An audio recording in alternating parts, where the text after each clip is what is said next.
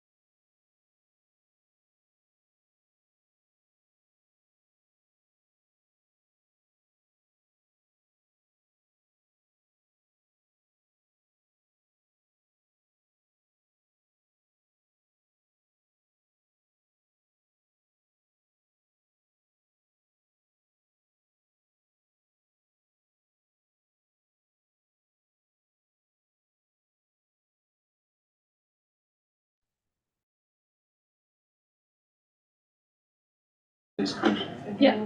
Can everyone see the video coming through from our side? Oh, I couldn't hear.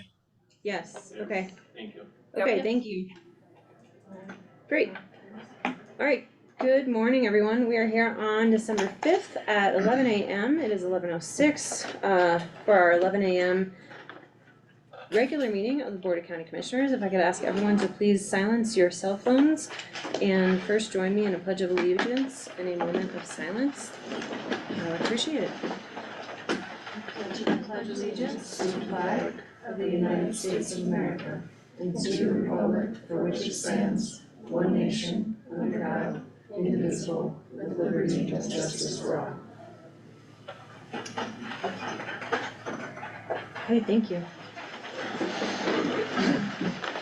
All right, first, on our agenda, we have approval of the agenda. We have quite a hefty agenda today with 23 new items of business. I do not believe we have any changes here. Is there anything we need to, anything I'm missing for changes or reorganization? Not that I know of. Okay, I'll entertain a motion for the approval of the agenda then. So moved. I'll second. Any further discussion? This one, No, go ahead. for item 20 on the Justice Center, I just sent a one-page Word document to the VOCC room. Okay, So when we get to that, okay. there is a document for Pull that. that up. Okay, great. All right, if there's no further discussion, all those in favor? Aye. I, Aye. Alrighty, We'll move on to community informational items. And Commissioner Fiedler, do you have anything for us today? None for me. Okay, Commissioner Marcella? Bright Start is still looking for board members, so if anybody is interested, we've got a few positions open on our board.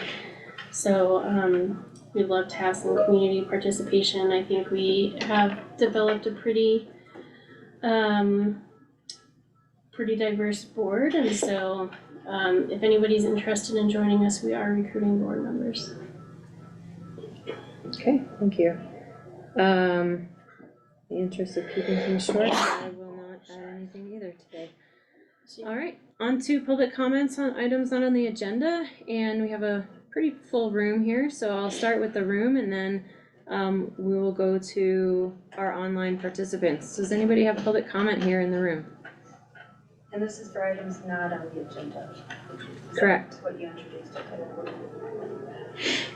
Okay, doesn't look like there's anything in the room. Anyone online interested in giving us public comment today? Not seeing anybody? No. All right, okay, seeing no public comment, we'll move on to new business. And first on our agenda, we have a public presentation of the liens for the Leadville Sanitation District, and the Leadville Sanitation District Resolution 23-12. Angelina, do you want to read that into the record or present that to us? Well, so what it is, since we are, Colorado, says we have to be sewer ready at all times, so we're not able to shut sewer off. So if we have delinquent bills, we just file a tax lien against their property. And we ask for you guys to record them with your minutes and add them onto the taxes in January. Okay, sounds good, yep. Yeah, this is just routine, happens every year, to publicly notice, and then they'll be on file and recorded in the clerk's office, correct? Awesome. Yeah. All right, and we can give that to Hunter. Okay, Yep, thank you. Thank you. thanks Angelina. All right, item 2, discussion and consideration of the bids for the library, recreation, senior center, and childcare feasibility study. We have Adam Bay and Brenna Smith here from the library and pros, and we'll let you all take that away with your findings. So we did have we have a slideshow. Okay, I don't know let's if do it. you, if you're able to pull that up. Maybe. You want me to do it? Yeah, I'll let you grab it. Okay.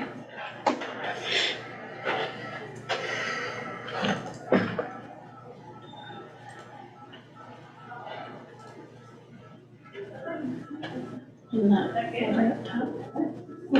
There we go. Down below PSA.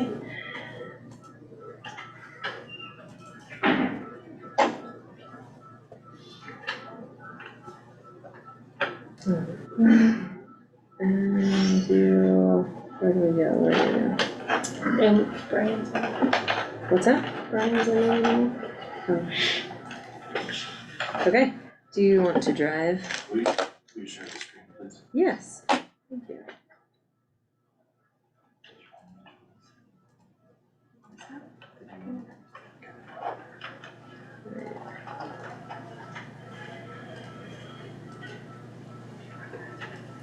Okay. There you go.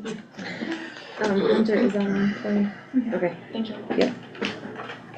Okay, ready? yes? Okay.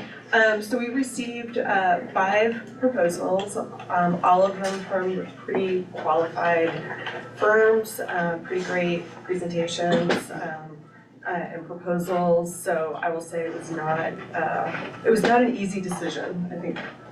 Adam would agree. So we decided to go with OLC and Anderson Wallace. And if you could go ahead and go to the next slide. There we go. So these were the criteria for review: expertise and experience, presentation, understanding the project, approach to the project, and also public engagement. Their experience and expertise is lengthy. These are just a couple of examples. And they do have extensive experience with libraries, which was, you know, a real big one obviously for me. But they had a lot of examples for aquatic centers and recreation centers as well. I'm personally familiar with several of the libraries that Anderson and Hollis have worked on as well. And go ahead and I threw in some pretty pictures there. They were just screenshots from there, but so they're not the best. But Gunnison Library, the upper corner, Breckenridge Library, and then Lone Cone out in Norwood. And then next, and then a couple of their aquatic centers, and then child care facilities as well. The presentation was their presentation was excellent. Like, everything was really easy to read, laid out really nicely, lots of pictures and examples. And they have, OLC and Anderson and Hollis are the main firms, and then lots of subcontractors with a ton of experience, especially with the aquatics piece, because obviously that's very specialized. And these are the subcontractors, a couple of the subcontractors that are listed. And the bonus was also that these groups have worked together a lot on a number of projects. And they also have experience with a lot of rural communities, and also several of the subcontractors have experience specifically in Lake County as well. Okay. So their approach is 3 phases. They provide a needs assessment and a market analysis, and then phase 2 would be master planning and design, site analysis, and cost estimates. And phase 3 is operations, funding evaluation, which was really important to Adam, and then obviously the final report. Yeah, funding definitely important, and just note, because there were some commissioner questions from last time on the operations analysis as well, like getting a good sense from this group what it's actually going to take to run this beyond getting the capital funds to build the site or build the structure. The public engagement piece was very high on our list in terms of what they would provide, because public engagement is gonna kind of make or break this project.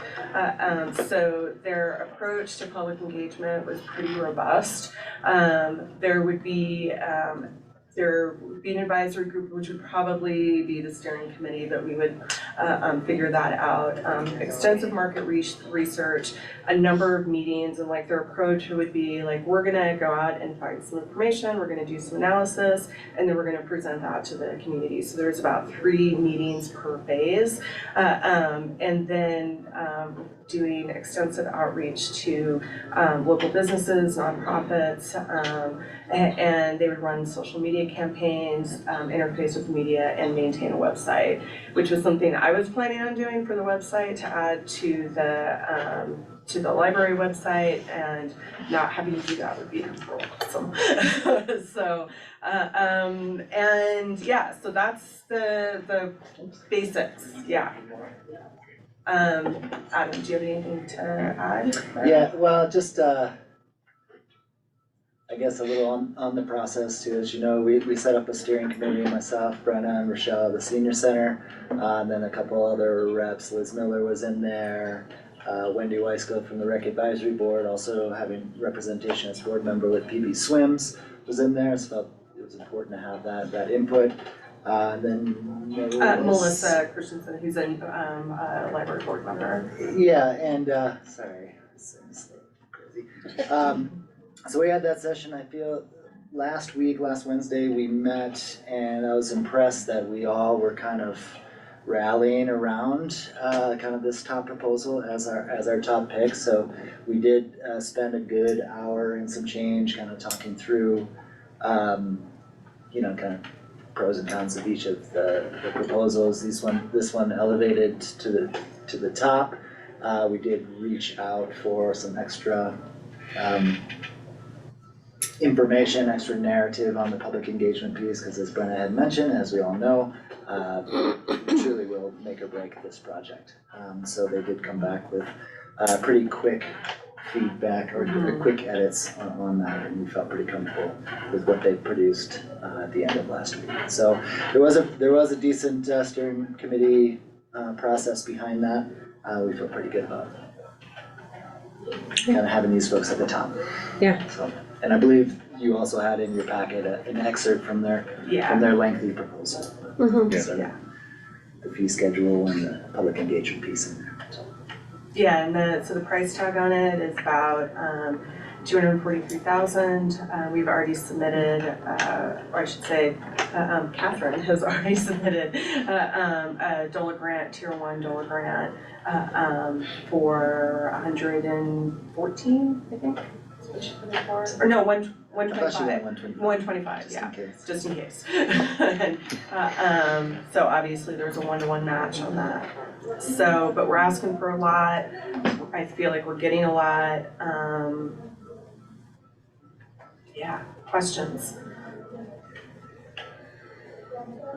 I don't have any big questions, maybe just open with, I think, two, that all of this outreach and programming and, or engagement, sorry, I mean, this integrates and weaves into with the larger revenue and sustaining that building and or going, I mean, this could be information and communications and conversations we have with the community on some other sustainable revenue in perpetuity, right? So this is a bit more than even, well, for me, I think we'll get some information on this project specifically, but it feels like it would inform more than just the project as well, or it could. Well, I mean, I think because there's, within the community engagement piece, they're gonna be asking a lot of questions and evaluating specific programming piece of it, for each of our departments, and, what kind of spaces, what kind of programming we can do in the spaces, whether that's, together, individually, as individual departments. And that's definitely something that I think is unique to this proposal, for sure.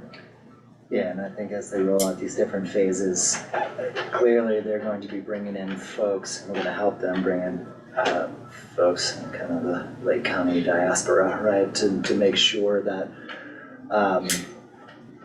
we've got a broad brushstroke on there in terms of getting an understanding of how this feeds into, say, economic development in this county, but then those conversations can be expanded upon as they're doing their one-on-ones with businesses or other entities that are involved in that space. So, yeah, I think we're gonna get more than just the feasibility study for Community Rec Center.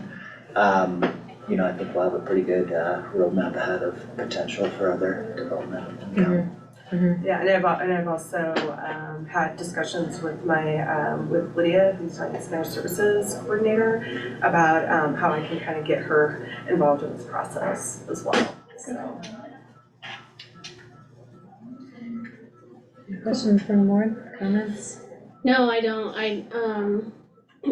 I think the overall price tag has a little sticker shock to it, but when you look at the fee schedule and it's broken down, I don't think that it's excessive at all. And I think that some of the things that are listed in there, like childcare and community engagement, those kinds of things are definitely things that we don't have the capacity to, or expertise to bring to the table, and the cost doesn't seem unreasonable when it's all broken down in that fee schedule. We felt the same way. We thought, we're like, oh my. Yeah, but when you really dig down in and look at what we're getting, I mean, we're asking for a lot. I think they're delivering. So. Yeah, and I think really for me, what I wanted was more than just the building, but the holistic picture of the building and the operations. So this makes a lot of sense to me. Okay. Any questions or? No, I mean, I had the same reaction, but I think just knowing what the price tag has been for other master planning activities or design work, that's what a solid job takes. Yeah, I would say so too. I have a question for the board. Do we, since it is considerably larger than we thought, it sounds like we all believe that the work is valuable and should go forward. Do we feel comfortable making a decision today, or do we wanna incorporate this into our overall budget conversations for 2024? What's the comfort level? Yeah, maybe a question for staff is, I mean, if we do delay it to, 2 weeks or something in that order, is that problematic in terms of sending the wrong signal to these folks or not getting the work going fast enough? I mean, I think the sooner we have an answer, the better, Yeah. when they're able, cause I think it'd be really great to be able to hit the ground running in January. Cause we're looking at, they're estimating 37 weeks, so, I think the faster we're able to roll that out, I think the better. Okay. And Tim, can this come out of any savings in 2023, or will it be a complete 2024 expense? It should be all 2024, Suppose it would right? be 2024, and that's really just a question of like rolling over Yeah. general fund balance and savings that'll be incorporated in there. But it would be a 2024 plan. Okay, And then the match for DOLA. okay. Does it, if we like move forward right now, would it have any implications on the DOLA application? No? No, the DOLA application was due on December 1st, Okay. Friday. Yeah. Okay. So I think their turnaround's a month-ish, month and a I half. think, I can reach out to Randy Yeah, and see. but these ones are a little quicker, so Okay, it'll still be with our new fiscal year. okay, and if we contract before that grant is awarded, that doesn't make a difference, so, I think we can reach out to Randy to gauge temperature on the application.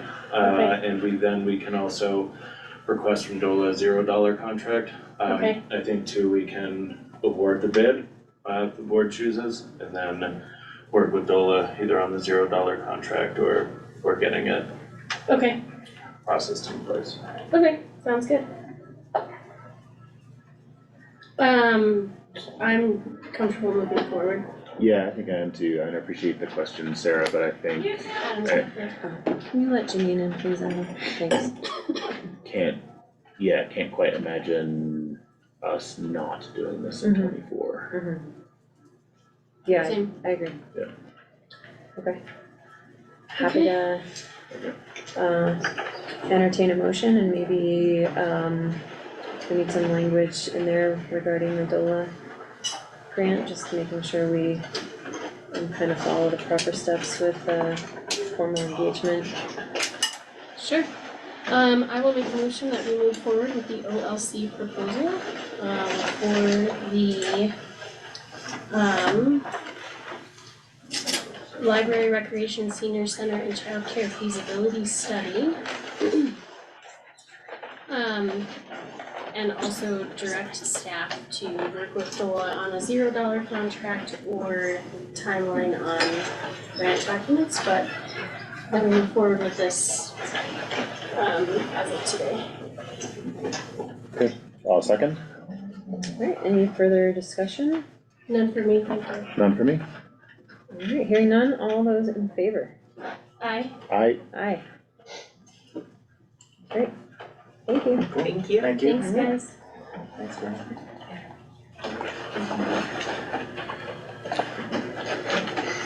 Okay, and Adam, can I have the mouse back from you, please? Thank you.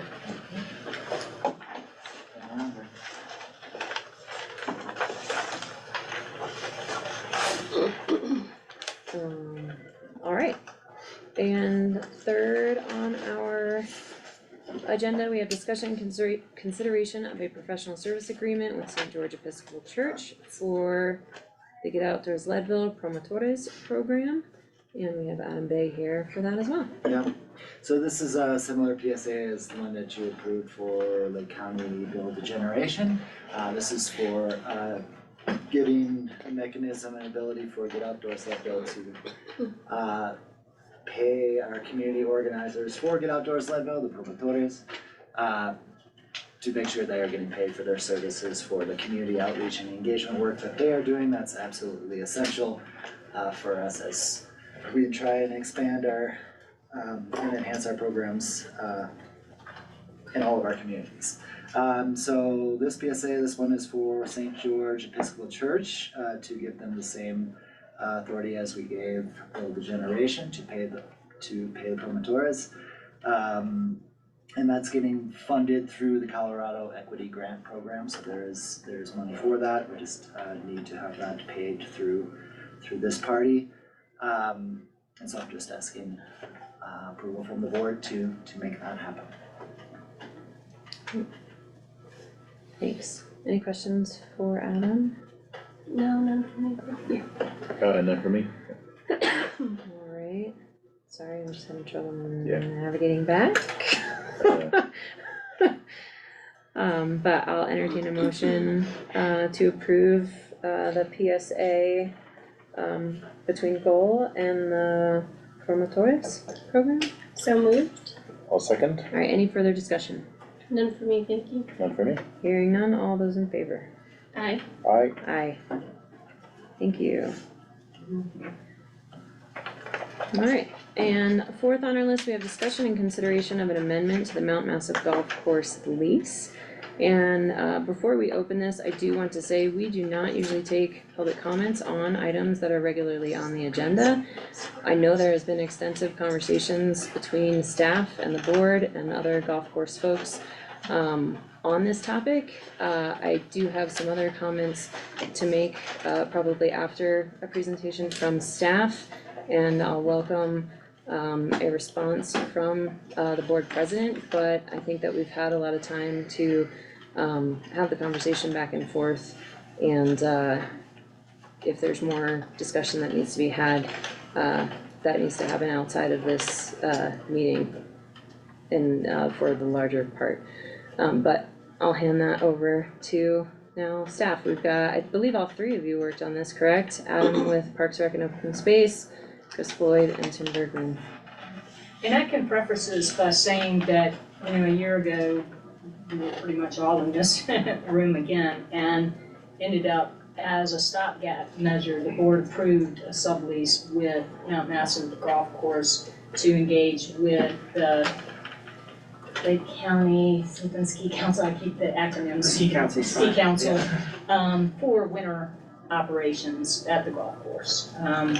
And during those discussions, I think it's been clear that it was so that we could have this year to see how that worked and to consider the overall operations of not only the golf course, but of the use of the county's property out there as well, and its highest and best use and service of the community and such. That is why the sublease expressly terminated in April.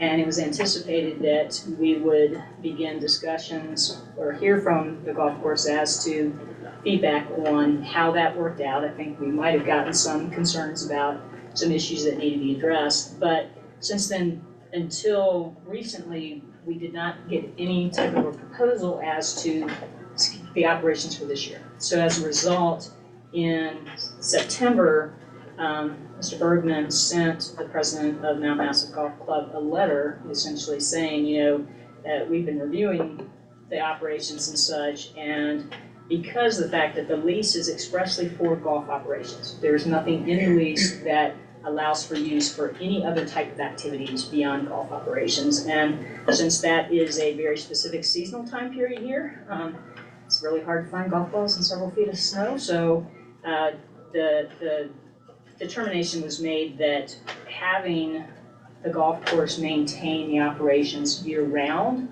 was not the highest and best use for the county's property. And so, as a result, the county intends to modify the lease or work within the confines of the lease, the specific terms that allow the county to use that property under its governmental authority and supervision of the county lands, essentially. That was presented to them so that they would still have essentially access and I would presume almost exclusive use of the property May through October for golf operations during that season, and then for other recreational activities to be permitted the remaining months of the year, specifically winter operations. And we had offered two options for that. One would be to amend the lease to reflect what was happening, and the second would be to terminate it and enter into an operating agreement with Mount Massive Golf Club to perform the golf operations out there. In response, we received a letter from Mount Massive Golf Club's attorney, essentially saying no, that was not their preferred approach, either one, if you will, and that they needed to have access and control of the golf course for all activities throughout the year. We respectfully disagreed with that, and so what we have asked for is essentially an operating plan from the ski council.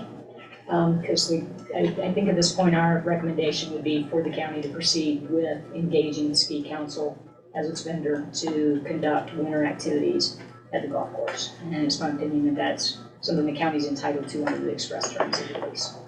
And then I'll turn it to Tim and Adam to fill in other thoughts that they have on it. Yeah, sure, thanks, Chris. So the crux of this, with the operating plan was to have, Mount Massive Golf Club and the ski council come to an understanding or terms of how the operations in the winter would go, right?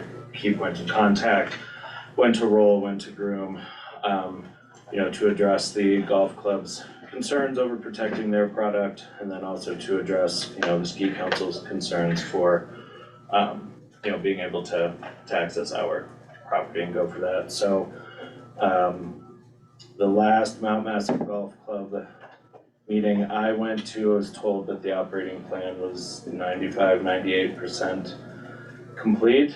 And I don't know where it relies. I just received it yesterday afternoon, an updated one that was a bit different, removing county control of the property. But that's where we're at right now. We don't have a resolution or something, unfortunately, for the commissioners to consider today. I just wanted to add one thing from a pro's perspective, meeting with the Leadville Cross Country Ski Council. After Tim had sent that letter in September, working with Derek as the president there, the chair of that group, we're really talking about, well, there's a lot of stuff we're talking about here from our department, our activities, though.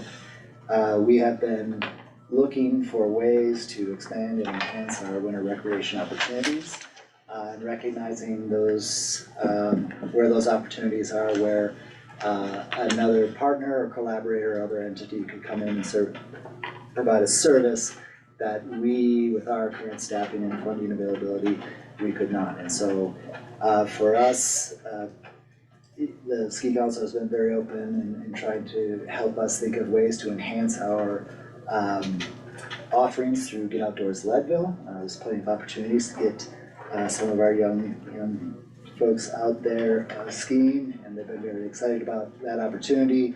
I think also we've talked about ways where we could actually utilize Kendrick Park in a more kind of recreation oriented way. And so there was some presentation to you all through a supplemental budget request by my department for some infrastructure to put up at Kendrick to not only assist with warming hut kind of infrastructure for the ski council, but also to then run goal operations in the summertime on adjacent federal land there, where we have just had our user days increased by a significant degree by the Forest Service. And so it's a way to kind of expand both of those current partnerships and relationships, federal side and then with the local group.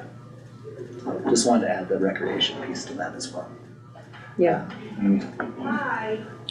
No, I do think it's important. I mean, I've worked with the golf course board and was asked to contribute and participate over management and water issues and some financial things, and we got resolved a couple of really great big items and moved forward. And after we kind of went past a couple of those things, and I circled back to some just basic water issues, I do feel like I kind of got the cold shoulder on any further engagement and communication. And I think for me, this boils down to just knowing that the golf course board can be a good partner and actually acknowledges that from us in just the basics of what is already covered in our agreement, and especially the logistics of the water use and reporting.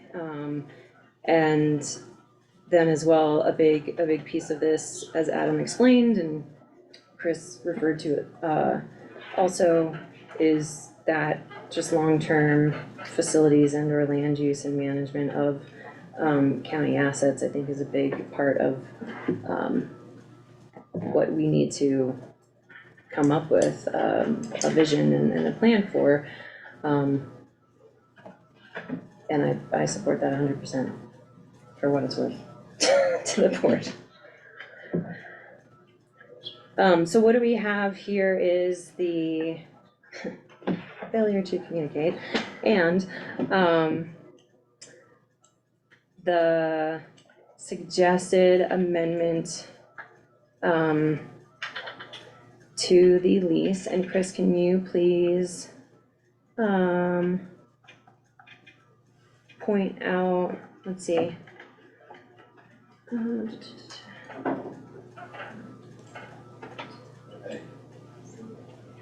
Are the amendment pieces these items 1 through 5 that are changed, or are we just expressly outlining our intention of utilizing the property through the winter season? This is essentially giving more specific to the county's authority under the lease to utilize the property. That's what these bullet points that are put forth in the proposed amendment are intended to address. And sorry, just on like tracking, so this is the PDF, like the Fourth Amendment? Fourth Amendment to Yeah, the lease okay. agreement, yeah, and Yeah. it is the Fourth Amendment to this lease. So this is not something that's unusual in the history of this lease with Mount Massive Golf Course. It has had to be amended several times, and some, as Commissioner Mudge alluded to, is, to better support its operations through approval of liens on the property for financing and that type of thing. So the county has in the past worked hard to be good partners with the golf course board in order to maintain its operations. And so this is essentially just kind of specifying what the scope of the activities would be. One thing I want to point out too is that the proposed operating plan, and the structure of this is that this is the county engaging the ski council for these activities. It would not be Mount Massive Golf Course engaging the ski council to do this. Right. And so they would be our vendor. So any concerns or issues that arise in regards to the operating plan, that we were under the understanding when this was drafted, the amendment was drafted in November, that the ski council and Mount Massive Golf Club had been collaborating on the development of that. So what we understood and what we received, we understood to be something that had been reviewed by both parties to that, if you will. But the one thing I want to point out too is that the operating plan excludes the use of the clubhouse this year. So the ski council, they don't need it. As Mr. Bay has mentioned, we're looking at use of other adjacent properties and stuff and other facilities that might better accommodate what they need. So that should address some of the issues and concerns they had at the end of the last season about the use of the clubhouse. And that is what last year precipitated authorizing them to charge rent to the ski council for that use. So this is purely using the other aspects of the property. Okay. And part of the operating plan as well, was to ensure that, perceived, damage to, the golf course, whether tee boxes or greens or things like that, would be addressed, also relying on the greenskeeper, both as their experience as a greenskeeper, but also as a groomer. So the ski council checking in, when to groom, when to roll, trail markings, things like that, were meant to be addressed in the operating plan. I would also like to add that, you know, the county and myself included does continue to work on other items that will benefit the golf course. I know Adam, is working, and Tim with the Forest Service, so we can kind of clean up the special use permitting on a couple of the, greens and the tees. We are, getting proper commercial well permitting instead of domestic well permitting for the use out there, which will make the Division of Water Resources very happy. And we also continue to work on our water portfolio so that we can expand and do our best to maintain the golf course as a customer to the county, and revitalizing the lap ditch, and figuring out how the golf course can have water for the long haul. Are there any questions from the board for staff on this fourth amendment? I know we did approve at our last meeting the agreement, or am I getting those few things We have- confused with yeah. the Nordic Council? Yes, we Yes. have but it's pending this operation plan as the exhibit A to that services agreement. And so that needs to be finalized, and we thought that was close until we received the marked up version of the op plan yesterday. I will say one of the things I did in looking at that yesterday was compared it to the one they were presented, and there are substantial and substantive changes to the ops plan that at this point in time I cannot recommend that the county accept. And also there are substantial changes from last year's plan that they agreed to. So The golf that a course. golf course agreed to. Okay, So that's, you know, since the big issues were removing the, since they were removing the clubhouse, I wasn't expecting a lot of substantive changes as to other areas, and as the ski council might be able to comment on that or golf as to why that happened, but I just noticed that there were substantial changes based on what was agreed to last year. okay. Yeah, I'd love for Dirk or Adam For to, Adam, and then I can provide some context if needed, maybe. Yeah, the substantive, well, the substantive changes I felt was removing all county control over county land. the county land and who we choose to engage with as a partner for activities outside of golf season. I mean, to me that, it's hard to kind of talk about the rolling sort of parameters or anything with the grooming if the push is to remove all county The county still has to sign off on the permissions. Can you speak up? I can't hear anything he's Sure, we saying. can work to speak up. Sorry, Can Marion. I address it at all? If Adam is finished, And then I would Yeah, I rather, mean, I we think- do it in context wise. okay, let's hear from Dirk first, please. Dirk Dirk is with the, thank you. Yeah, Dirk Rasmussen with the ski council. I would just like to add to that, the other substantive change that I think Chris is referring to is language around the rolling rooming restrictions. And in our conversations with Adam, the ski council has done due diligence to reach out to neighboring operations in other counties, other golf courses that conduct ski operations, to understand what their practices are and what industry best practices are. And Adam and I worked on aligning that language with other neighboring outfits. So that, I suspect, is a substantive change that was a result of those conversations. Well, and when I did the comparison between two, it noted what changes were made by. Absolutely, yeah. So, yeah, that's. So there's two, I just wanna make sure we're all on the same, there's two things we're talking about here. There's three documents maybe we're talking about. Well, The there's, operation plan between the county and the Nordic group. which was provided to Mount Massive Golf Club for review and input on, Okay, cause we came to an agreement yes, to submit it to the golf course board. right. Okay, And it was for input, but that's not all that, it's, the way it works now, it would not work as the part of the vendor agreement. Okay.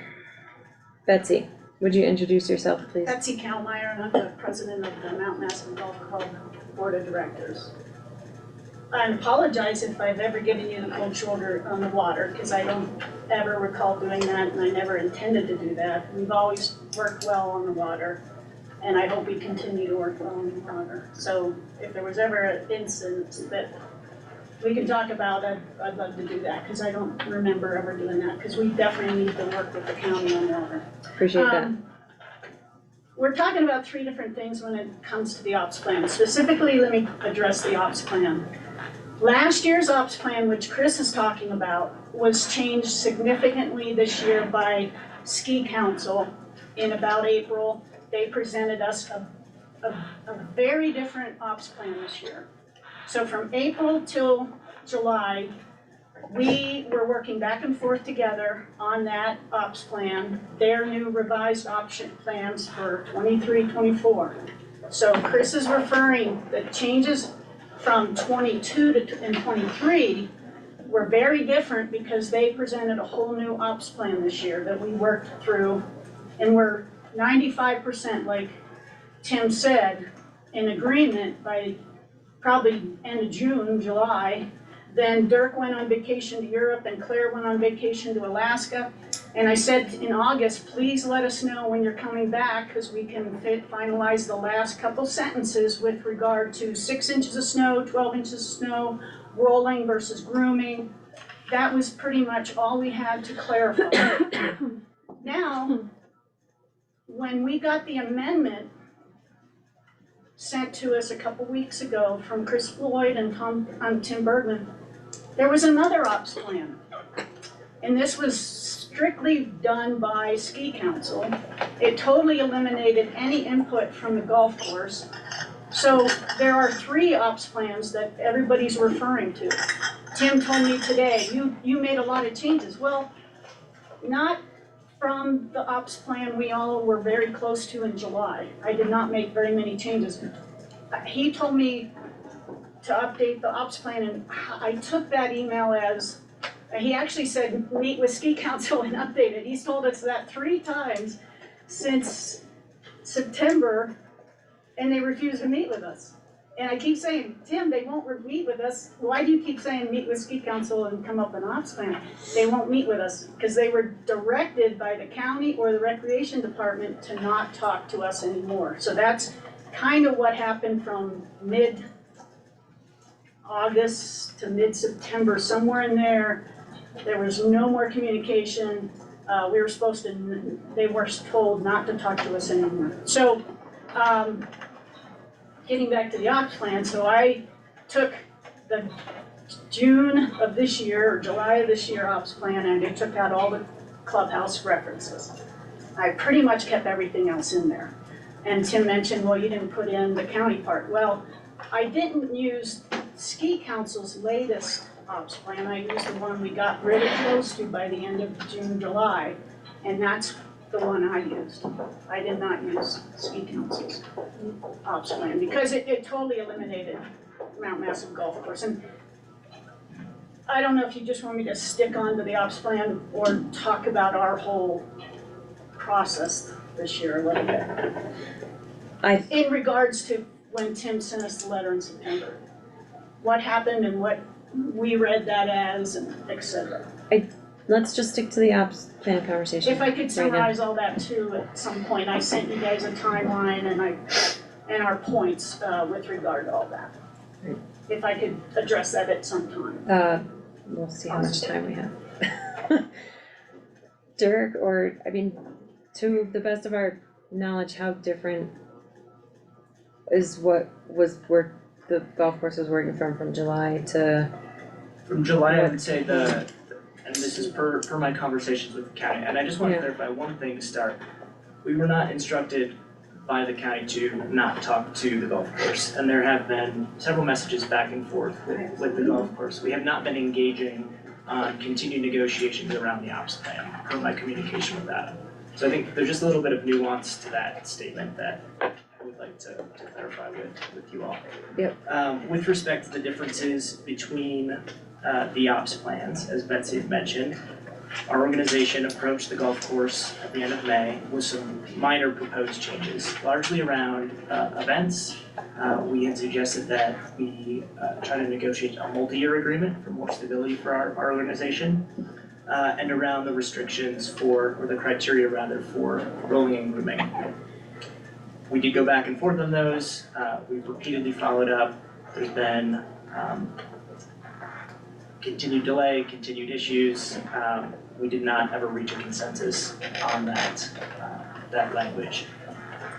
Enter Adam and Tim in our conversations around working directly with the county. We started with the existing draft operating plan. And per those conversations, we understood that it would be a direct relationship with the county. So we were advised basically to remove references to any sort of golf course management, which is reflected in the plan that was recorded with our PSA last week or the week before, and to consider for our organization what would be sort of optimal operating conditions for rolling and grooming. And those are, again, aligned with other organizations that are in neighboring communities and have provided input on best industry practices. So those are substantively different, substantively being around the date we start and how many inches of snow is necessary. So I'd be happy to answer any specific questions, but I appreciate that clarification, and I appreciate the nuance, because there are a couple of different, I mean, there's not a master lease, there's a lease, and then there's the operations agreement, and so I do think that as far as the operations agreement goes and the understanding that the Nordic group would work with the county alone, it makes sense that you would work with the county to develop that. And I wanna make sure that the golf course is not removed from, there's no removal of the golf course for consultation in how that might work with groom trails on the greens, correct? that would be entirely through the commissioners. Yeah, As or it's- as through, it's- once as the it's- agreement's in amended place, lease. through, Yeah. yeah. And the amended the lease amendment- address, The amendment. addresses Yeah. consulting with the golf course So- yes, the county consulting with the golf course to make sure we don't damage their assets. And that's the comment about, the ski council would be the county's vendor. So essentially, the county's the one responsible for the operations. So if there's an issue, then Mount Massive Golf Club needs to come to the county.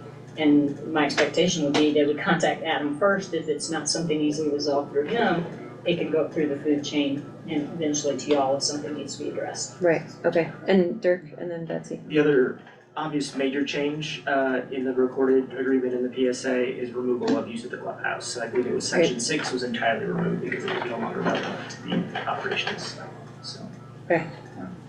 We also talked to a lot of golf courses that have cross-country skiing in the winter, Steamboat, Haymaker, Vale, at least maybe two more. At least two of them have 24 inches at minimum before grooming can start, and the other one has a superintendent of the golf course say when grooming can start. Adam? Yeah, I was just saying that stuff can be discussed between the county and Mount Massive Golf Course, and my counterpart on the staff side there, Katie Crook, has received the ops plan draft in question, was sent a week or so ago, and so, the county is definitely extending that invitation to Mount Massive to have that conversation on specific elements in that ops plan. But what we had taken out was the reference that the ski council was working directly with Mount Massive on that operations plan. We took out those references and made that relationship with the county, as Chris has mentioned a couple of different times. So, discussion on parameters around rolling and grooming, those are conversations that can be had with the county, the pros department, and Mount Massive. But I don't think that really, that doesn't really speak to the county's interest in having control over who we choose to engage with as a vendor and a partner for winter operations on our land.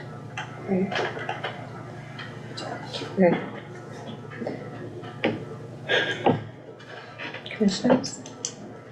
Thoughts, comments, clarification?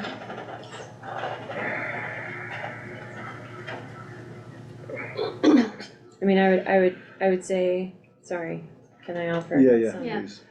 words and silence? I would say we entertain, approving this amendment, and then, that is in then the hands of the golf course board to, agree upon and, continue the conversation on the operations. And we can, staff and or a rep from the board if helpful at all, but I know there's been a lot of conversations going on, and staff could join, and talk with, the golf course board, further beyond this meeting. I don't think we're gonna resolve all of this here today, but this board can, make a decision on, our approach, for those future conversations with the golf course board. I'd like to address the amendment. Go ahead, Betsy. I guess I always envision an amendment being like a big change and a long-term change, and this is 1 year versus, so, I mean, there's advantages and disadvantages, but we think it would be more appropriate not to amend the lease, but to just have an addendum or a memorandum of agreement.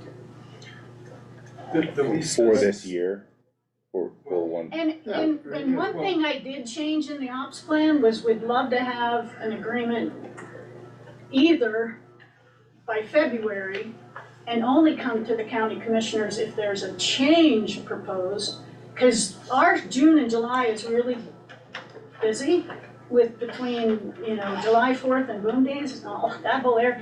And that's when they wanna meet and finalize everything, and it's hard for me to get Katie away from the golf course at that time because she's so busy. But so I wanna propose, we have an agreement like in our slower time and maybe January, February for the next year, and only come to you guys if there's a change requested, or have a long-term agreement, again, that we only come to you guys if there's a change. So I don't necessarily think it needs to be an amendment to the lease. We just want a memorandum of agreement or an addendum, because it's a specific part. We don't feel like we have a loss of control, not control, but responsibility to the land. We have greens, we have fairways, we put a lot of money into cutting and irrigating and fertilizing. And so we have cart paths, maintenance paths, we have buildings, we have an irrigation system. We feel that we need to have some authority to take care of all that property year round. For timely remedy if there's disputed damages. So to just say, okay, county, go ahead and do whatever what you guys agreed to and not include us again, which is similar to where we were last year. We just feel like we've put a lot since 1950s or something that we've had this golf course. We've put a lot of infrastructure in, we've put a lot of blood, sweat and tears in. We have done a lot of improvements the last few years, as Sarah said. So for us to just say, just have an agreement between the county and the ski council, I feel that the ski council would love that because they know there wouldn't be as much oversight as we currently have evolved to over the last 4 to 6 years. We started with just a snowmobile, and then ski council came along and it got a little more consistent, and then we formalized the agreement. And so we've moved down this path of improving it and formalizing it and getting a little bit more of our I's dotted and our T's crossed. So I feel like we've made a lot of improvement over the years, even with respect to cross-country skiing. So I feel like we need to still have a lot of say with regard to the ops plan. And again, we'd prefer an addendum or a memorandum of agreement than an amendment. So I would just say that the lease expressly requires any changes that would affect the terms and conditions of the lease to be in writing. That's why I amended, that's why this is the 4th amendment, instead of the first one. And so this has been historically how these type of things have been handled in terms of any changes to the golf course operations or its improvements or its funding and financing. But it's restricting us on dates. I mean, and that just doesn't seem they would. That doesn't seem correct, that doesn't seem right, that just, I Can think that you gets, I'm sorry. Well, can you say more on what you mean by it's restricting?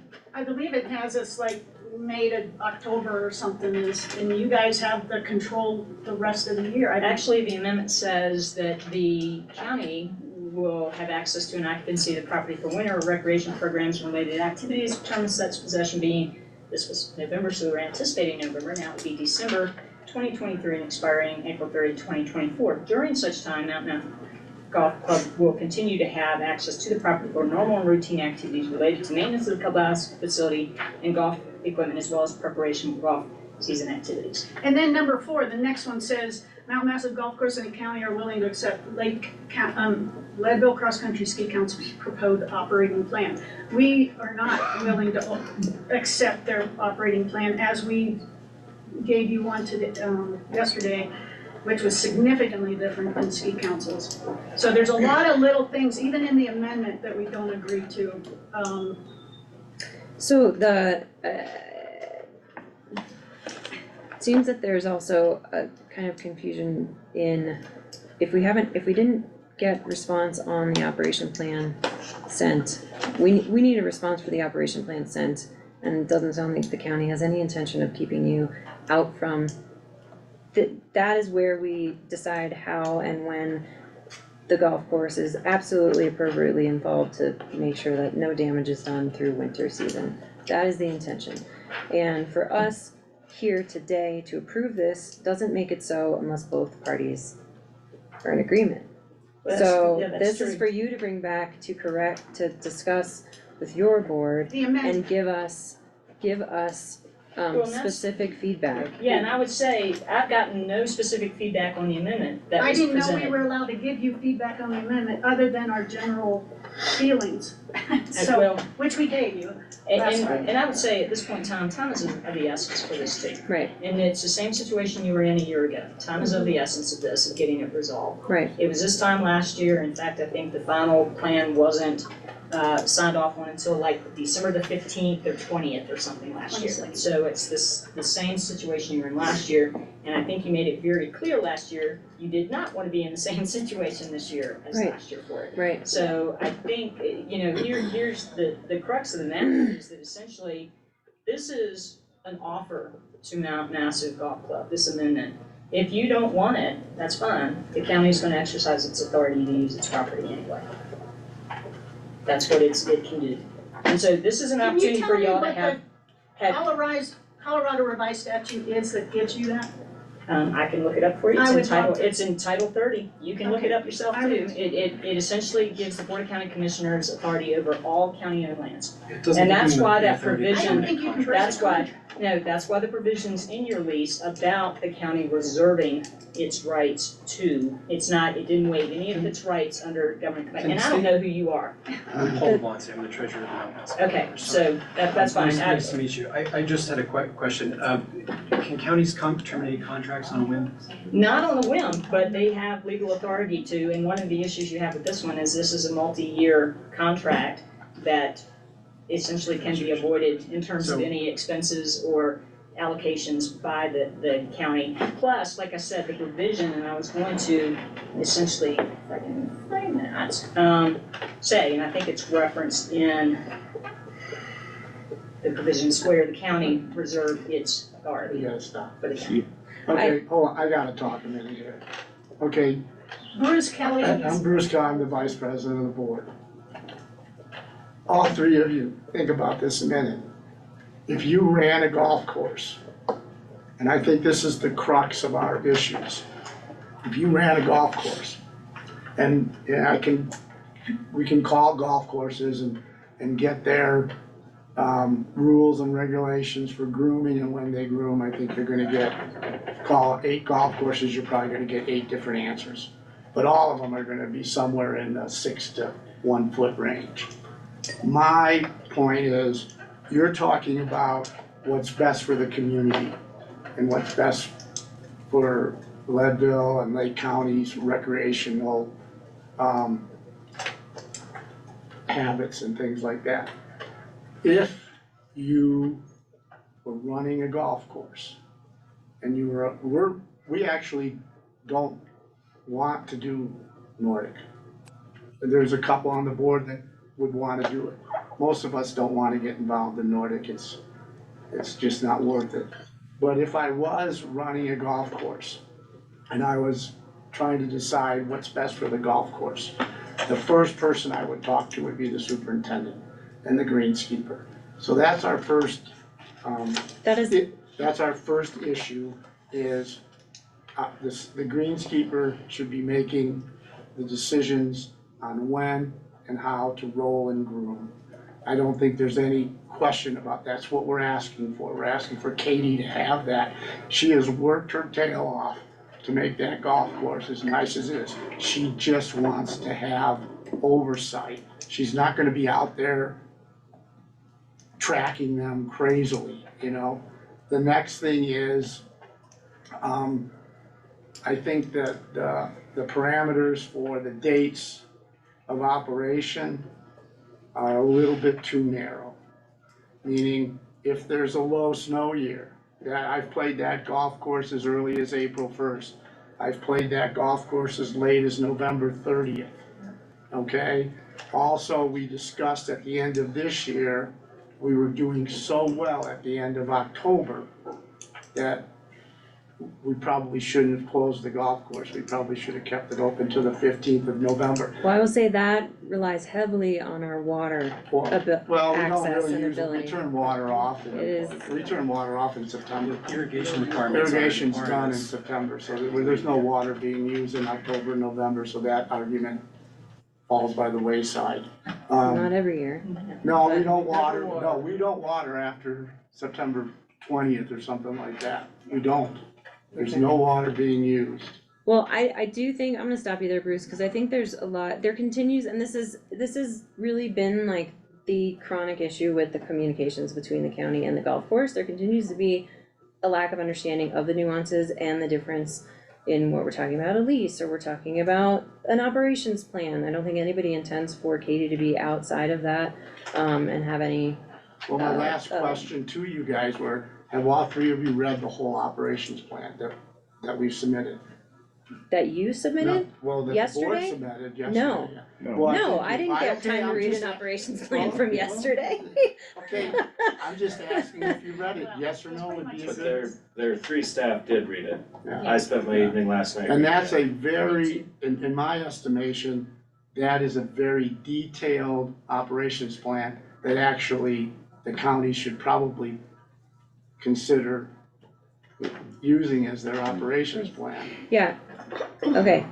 No, Betsy, we're gonna Yeah, resolve this It's about item. the amendment and the legality.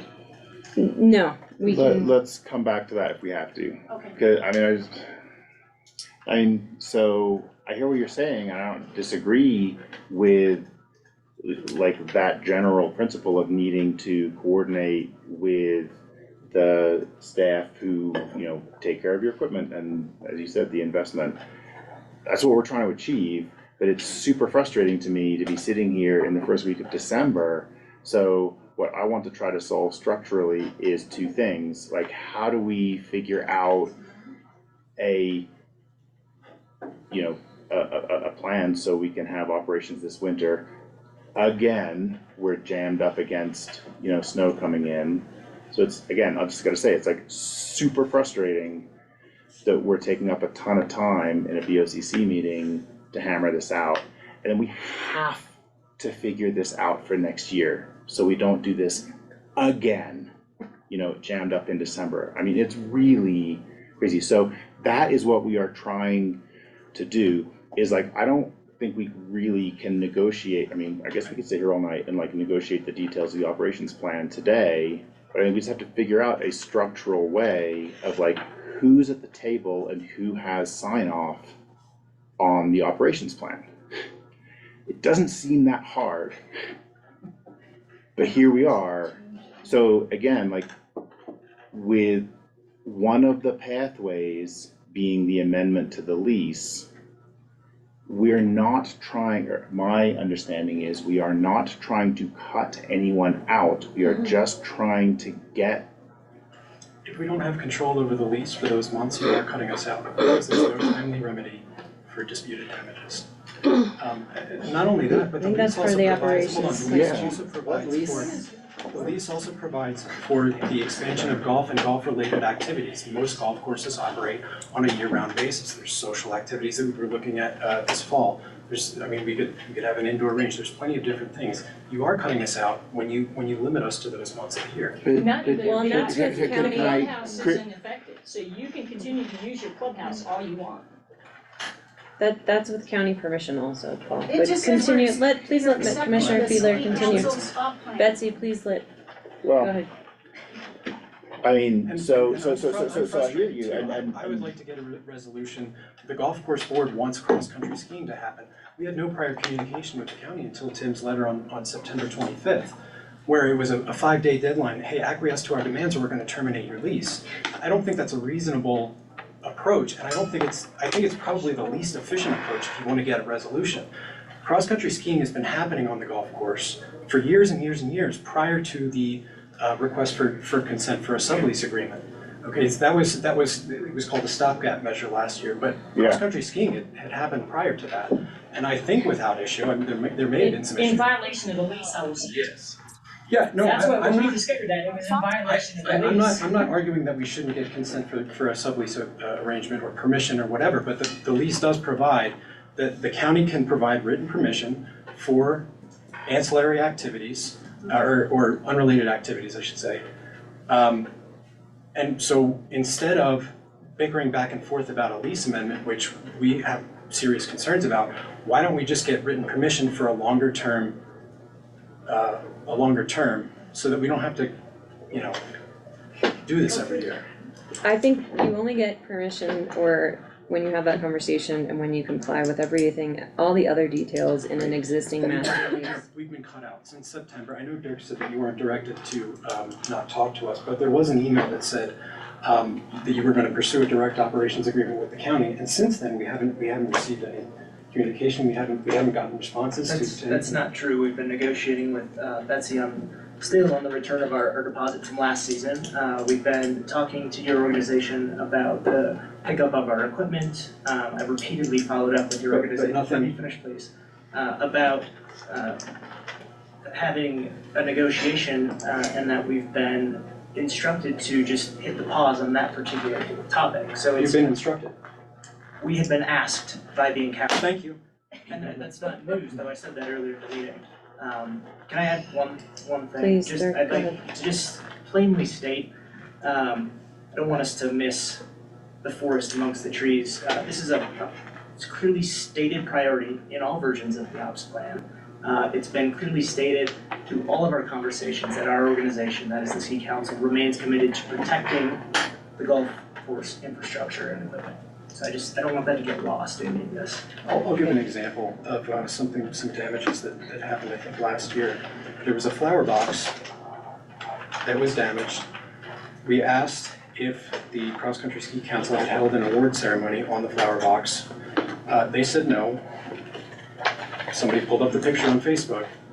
So this is what I mean by disputed damages. We would like to go into this with good faith, have an understanding that, that we're gonna have timely remedy, but, So this would be, I mean, if you want, sorry.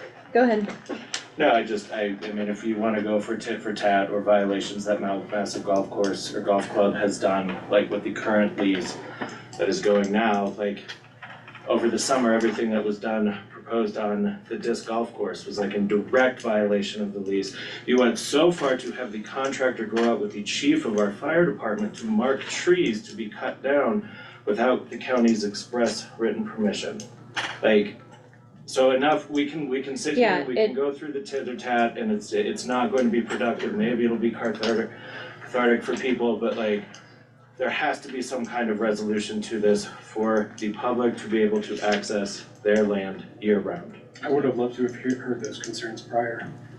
Yeah, we never heard, we Until never September directed them to do We any of never that. directed them to do that. Definitely, that was not under our direction, that was under no knowledge of the golf course board. I don't understand how that could be possible based on, We did and I know you said sent, communications, but Yeah, we're Steve not, Clay- let's not, Steve Clayforth has been in communication with the Mount Massive Board as well as Katie and Melissa. I've Katie made reached out to you. multiple, yeah, and I They did, reached out to from my initial outreach to her. Asked to stop, asked if you wanted to talk about any further developments, you know, have a conversation with the pros department. I stopped that contractor from doing any further work. He had told me that he had communicated that to the Mount Massive Board and staff, so. well, Betsy, even if you didn't direct, you're still responsible for somebody being on the property expecting that they have direction from someone. So that is the board's responsibility, I will just say. Yep. I mean, these are similar conversations again to some water issues that are just lingering, that have not been resolved, and I highly suggest that the Mount Massive Golf Course Board, get it together to understand all the details of what is, what documents need to be addressed and how they need to be addressed. We will not do this again in a regular meeting of the Board of County Commissioners. This is an inappropriate time to come to us with all of these questions. We really should have that communication happening beforehand. And so I know staff will, and I know Dirk and the council, have been, communicating back and forth. So however that needs to get resolved between the three entities, it needs to happen. I don't know what is exactly If I could missing. just offer too, there's nothing in the ops plan about the damage stuff, but just keep in mind that the amendment only changes expressly what's in the amendment. Any other provisions in the lease remain the same. So if there are damages, if there are issues that come up that are attributable to our vendor, then your recourse is through the county. One of my to come to us. concerns is the leasehold improvements, but that's, Well, and that's why we're offering an amendment to the lease, because I also understand that there are provisions in the lease that if the lease is terminated, then the ownership of those improvements revert to the county. right. And so we're trying to work with the golf course, to preserve your golf operations, your clubhouse that you built, that kind of stuff, to do that. Yeah. And so that's why it's like, we're trying to meet you at least halfway, if not farther than what we're required to do. Okay.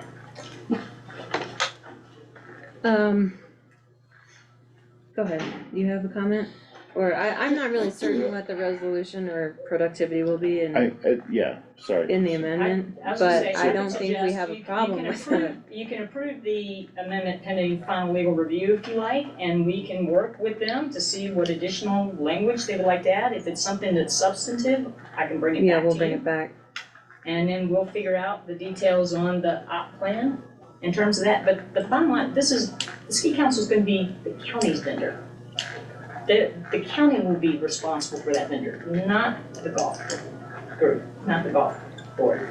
Now, in terms of. And then our relationship with the golf board, I fear when you say that, it gets misinterpreted to meaning No, and so it's our that responsibility then to the the golf course doesn't golf have any, course exactly, board yes, to have those communications, to follow the plan. yes. And the biggest concern I had is the first time, when I open this up, the first thing I see is they removed all of the county representatives.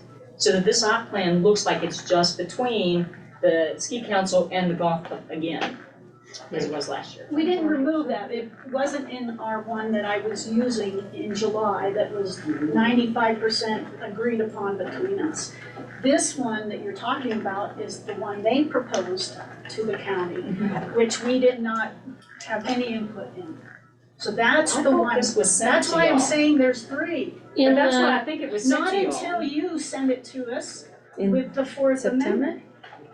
But I think the one that you're referencing, Chris, like if you click on the suggestions, it's Mount Massive Golf Course removed Lake County government and Yes. replaced with Mount Massive I Golf know, Course.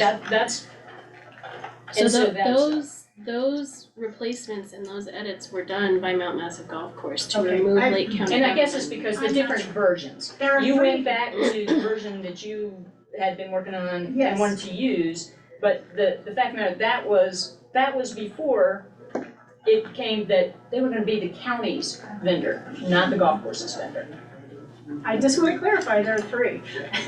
This one was edited yesterday. Yeah, well, that's the compare that I created Okay. from the one Yeah, that this has they the- sent and the one that we provided to them before. Yeah, this has the comments replaced by Mount Massive Golf Course yesterday at 1:20 p.m. It's just a compare. Who's the point person for the county With the golf course? with all of this? I mean, it seems like that the communication, it seems to me like the golf course should get together with the cross-country ski people and have an independent meeting between the two of them and work stuff out and leave the. That's what we thought was happening. County. There's a lot of, It it's wasn't like until just September. from, I mean, I'm just an Or observer here. Well, There's a lot of this sounds like miscommunication. that was When you happening. send out a threatening letter that either you do this or we're canceling, that's not a good way to start negotiations. That's a Well, way it's to get 'cause we- yourself it was involved into late a county. September. And we'd heard nothing from y'all.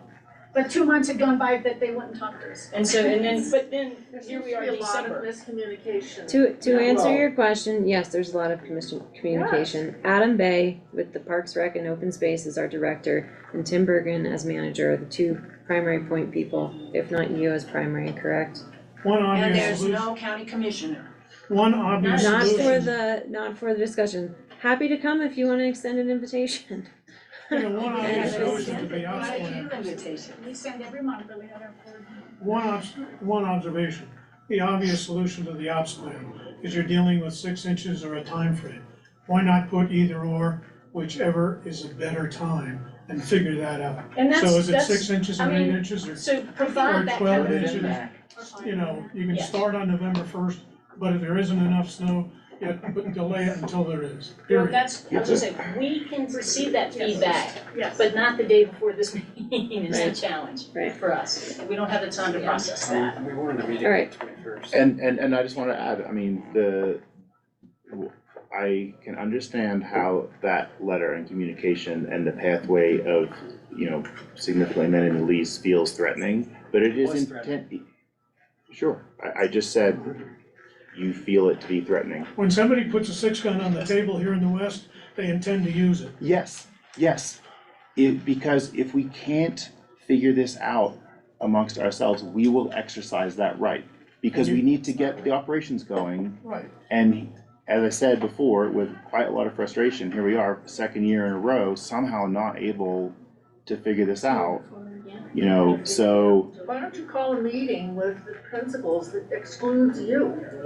that's what we've been, Golf course, That's what they've been doing. Yeah. That's what's been And happening. have a meeting someplace and hash it all out and then bring it to Tell them they you. can't leave until they I get it don't done. understand. so can we schedule that for Yes, like absolutely. tonight? That needs to be scheduled on this topic Yes. as well as water. That I needs built to 2 golf happen. courses down in Denver with Jack Nicklaus, and I can tell you, it's a lot easier to deal with him than this shit. Well, and that was a different time too. Golf courses aren't faring as well as they did back in Jack They're- Nicklaus they're- days. This one's faring a lot better. Alright, Now the whole Not, change not, management. really not the point, like, let's, Well, the point is, let's why don't you continue have the a resolution? conversation. Why don't you have the resolution to have a meeting among the 3 parties? That's Like, That That's is the what has been recommendation. happening. And that was what it was expected. Okay, It wasn't have to Board, be can personal. you- I don't think the emails are obviously doing the trick. The emails are not doing the trick. So it has to be in person, they can meet in a room here or someplace and They've hash been it all trying, out. but they won't meet with us, because they were told by okay, not to meet with us.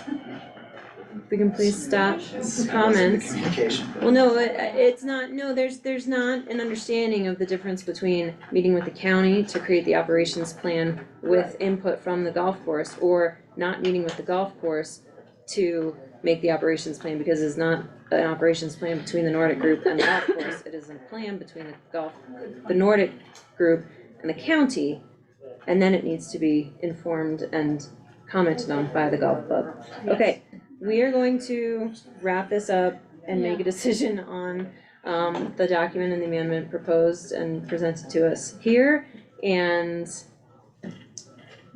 we'll all be in communications to set a tee up the next conversation.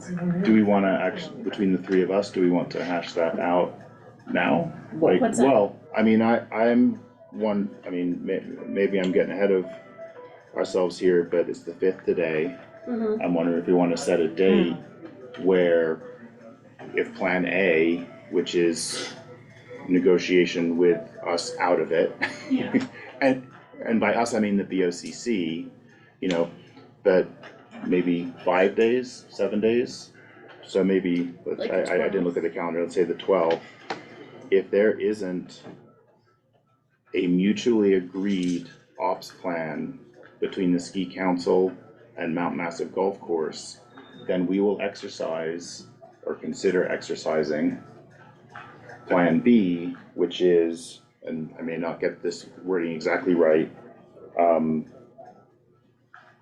the county will exercise its right to unilaterally modify the current lease so that we can get an operations plan in place with the ski council. Well, essentially, when we So- modify the lease, it would be to occupy its property as allowed under Yeah. statutory. And so that's why my recommendation was if you want to approve the amendment pending final legal review, you're not signing off on it now. And then we can take the next 5 days to try to get feedback from the golf club as to their concerns with the amendment. And then the 3 groups work together on the ops plan. The ops plan wouldn't be between the golf club and the ski council, would be between the county and the ski council, but with their input.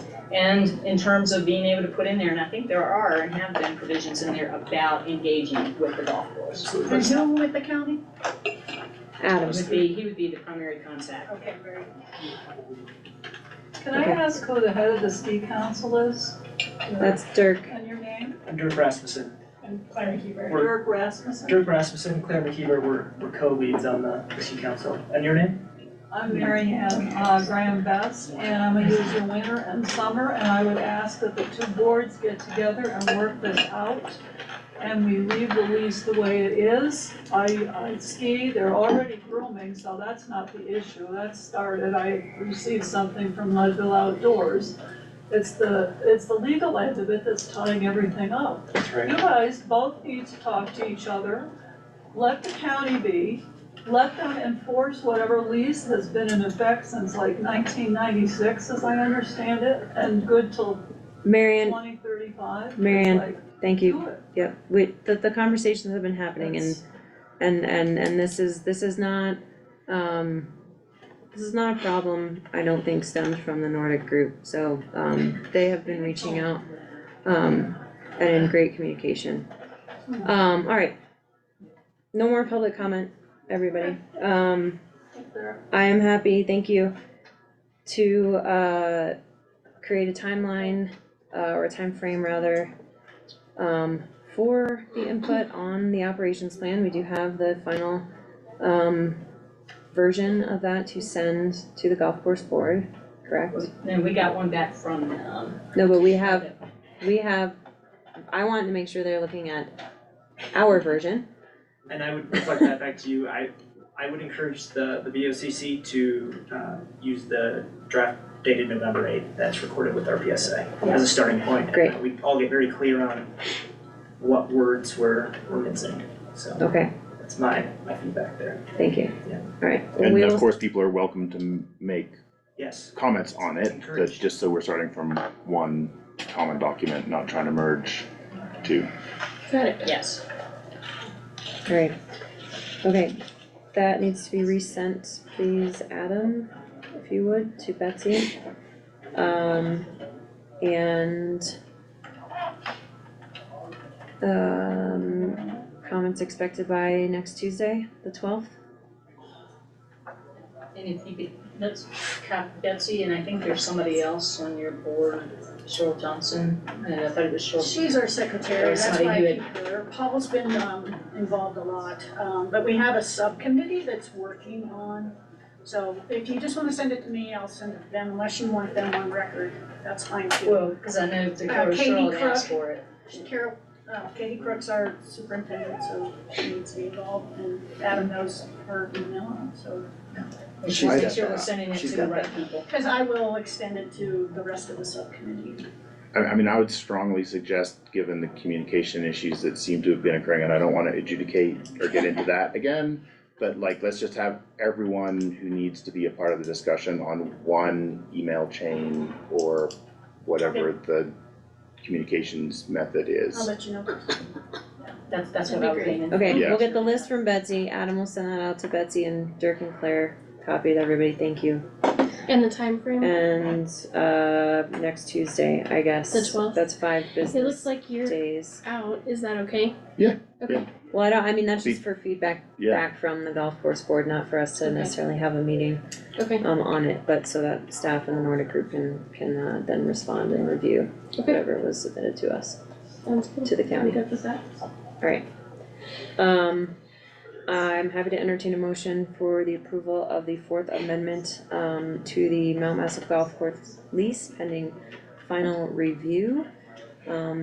And adding the expectation for, review and comments back from the Massive Golf Course Board, by December 12th, so that our operations plan can, be finalized. So moved. I'll second. Further discussion? Yeah, if I may, I think the way you phrased it, Sarah, it sounded like it was sort of like one iteration of comments back from Mount Massive Golf Club Course, and I think it should be phrased as there needs to be, as best as the golf course and ski council can get with multiple iterations, like I would like to see by the 12th the best effort at a mutually agreed operating plan they can, present to the county.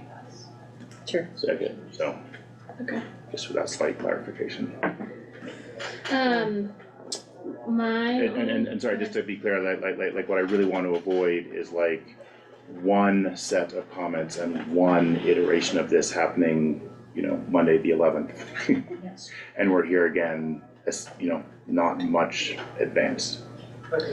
I guess my only question would be for Chris. Is there an opportunity to add to this amendment, an ex officio member from the county for the golf course board or for participation at the golf course board? Whether that be the pros director or the county manager? Yeah, you certainly can if that's something there, again, it'll be a point to be negotiated. We focused on winter operations. If you wanna look at other amendments to the I would lease. suggest we maybe do that on like the master. No, I just, since this was up and open, and Yeah. it seems to be that the point of contention is that there's a piece missing between the golf course, the ski council and the county. And for us I thought we had a representative to resolve that, from the county. We had recreation staff also attending. But in the past, you've been our representative, and I thought in the newspaper, the last article, it went through and said who goes to the airport and who goes to the Copper Mountain. That was listed as, one of you, the commissioners, is our representative. We can, But nothing prevents us that's different, necessarily though? from What showing you're up. saying is different. well, yes, cause our Ski Cooper lease calls out a county representative as an ex officio member of their Oh, and that's board. new? That's not new, Oh, it's been in our lease with them since that lease had been done years before, And but so I'm this is- wondering. This is not just right, this is an ex officio member of the board who would, essentially represent the county as your name. yeah, cause I And, thought and, we and, were, and I think, sorry, I think there are a couple, just, since I've been most recently the ex officio member to Ski Cooper, it does just help in that there's like, you're not getting the meeting notices as a member of the public, like I actually get a board packet and I sit at the table with board members and I can speak as a board member, rather than that's as a what I'm member of the asking, public, is so. it different than just Yes, the Yeah. representative that's Yes. one of the commissioners that comes to our meeting when they want, okay. We can certainly. Okay. I'm, allow that to include that in there, and if they're, This amendment or the yeah, master if lease? you want to, and that's It's what I'm up to saying, you final guys. legal review, because then Betsy has concerns about the language of it, so I'd like to have the opportunity to address it. I fear that might cause a whole nother.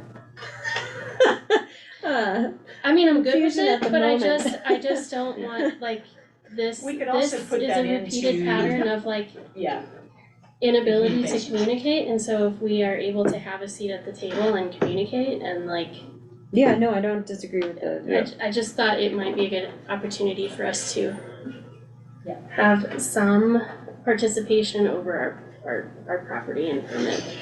Yeah, I mean, I think going beyond that, I mean, I don't want, what I'm about to say, I don't wanna hold up getting this season's operating No, plan in totally. place, because I also think, and I would encourage as possible, this discussion group to tackle this is like, can we get a 24, 25 calendar with some actual deadlines that are more like, and I hear you on July being like, you know, but like, can we try to find some date when this discussion happens that's way earlier than December? What I can suggest too is you could have that the plan automatically renews pending either party wanting to renegotiate or something, so you're not having, so we get one plan, everybody is literally on the same page, and then Yeah, if you do that.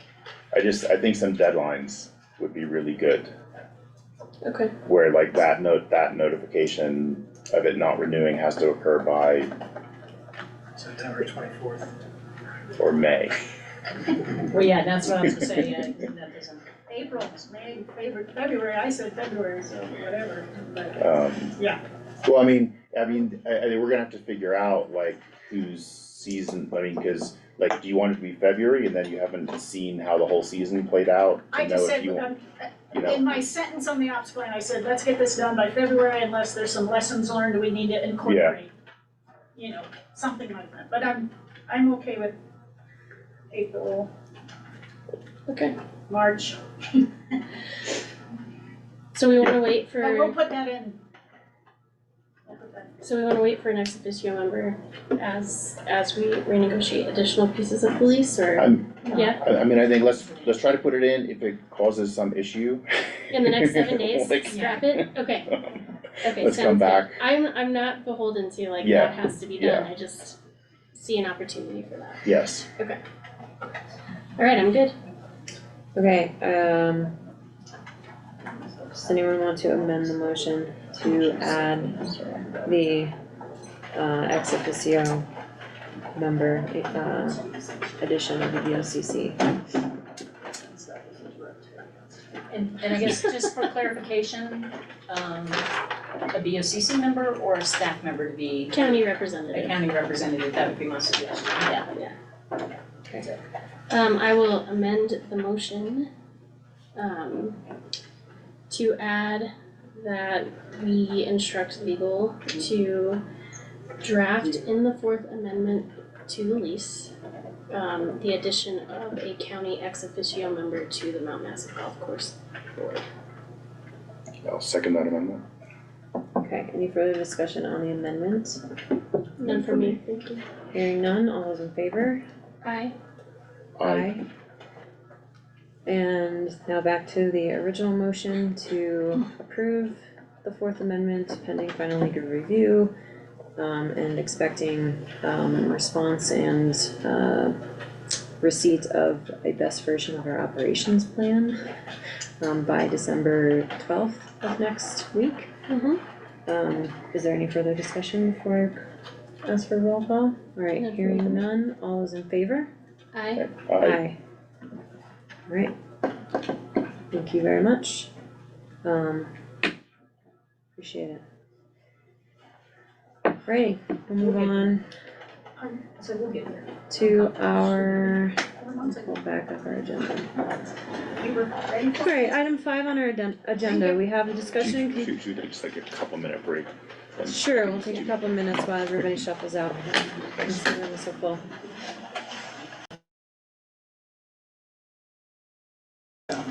We'll be back in 3 minutes.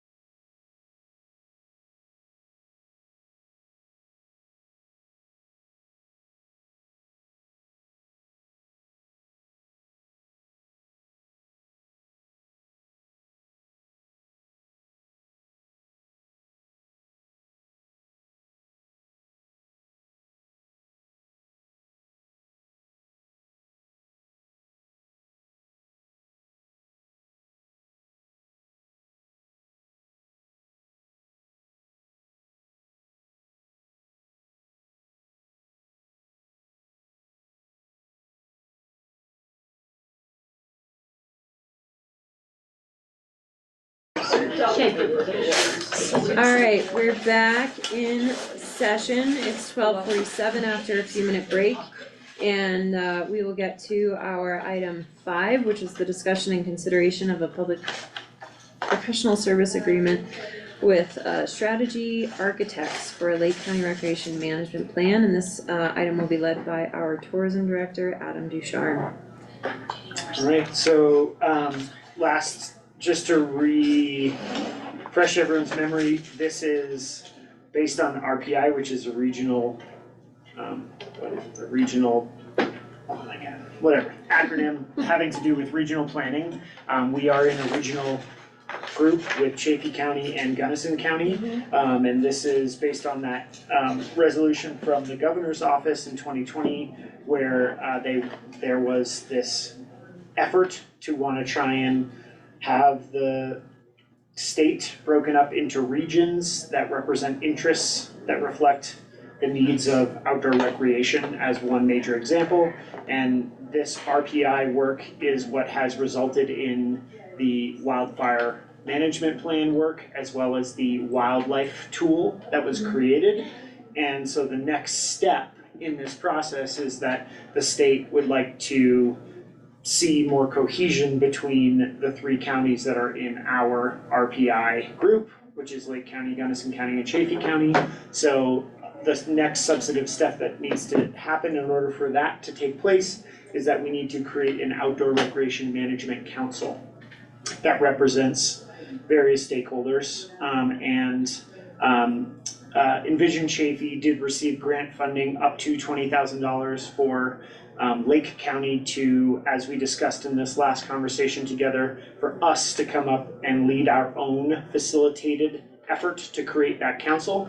So I have now approached a few groups that do this kind of work and have selected this group, Strategic Architects. It's Kate Caldecourt, who is the person who is doing some of the work with the EDC. She is a great facilitator. I'm sure Kayla can speak to I will her definitely attest to that. ability to keep people on task, and she's pretty agnostic to what we're talking about, which is actually what we need for this step in the process, which is we just need the group, the sort of scaffolding of this group to be put together. So I did work with Chris and Liz, and this PSA was created, and her scope of work is to basically stand up this group with the stakeholders involved, and this is gonna be everyone from like BLM, US Forest Service, we talked about Road and Bridge, we talked about CPD, PROS, tourism, and EDC, and maybe a few others, but we're gonna limit it to about 15 organizations. It's gonna be like a 5-hour thing at CMC in January, and the outcome shall be, a name for the group, which will probably be like the Lake County Outdoor Recreation Management Group, or something, maybe something a little nicer, but Just trying to think of the acronym. yeah. Another fun acronym. Yeah, exactly. It won't be as good as Folk, I don't think, but then we're gonna come out with a mission statement and come out with a sort of, an understanding of what we're trying to focus on as it pertains to RPI, and that's it. We're not gonna sort of like identify a work plan. I'm sure we'll talk about those types of things, but it's not meant to be come out of this facilitated work with here's what the next 3 to 5 years looks like. But once we have that document, once we have this group propped up, we will be able to go after additional grant funding to basically do more work to create that work plan. And identify who's gonna be, lead, advocate, support, that kind of jazz. So, as I mentioned, this work will happen in January. The scope of work is for about $14,500, so not the full $20,000, but with an additional potential $1,000 worth of sort of expenses, and all of that entire bill will be paid for by Envision Chaffey. So Envision Chaffey will pay Lake County will pay Strategic Architects, henceforth the PSA. Okay. Does anyone need any additional clarifying? I do not. Okay. Good.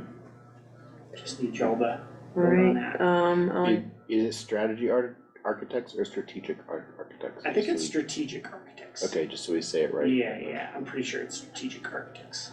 Oh, you're right. All right, I'll entertain a motion to approve the PSA with Strategic Architects LLC for the purpose of the development of the rec council.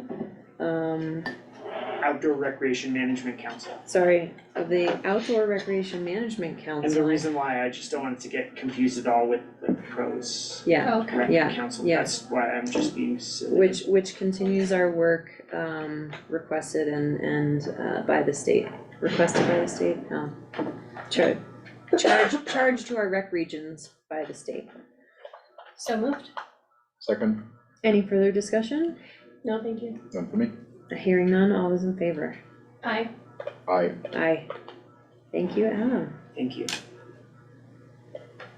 All right, and item 6, discussion and consideration of the appointment of Misty Curitan and Elsa Coughlin to the tourism panel.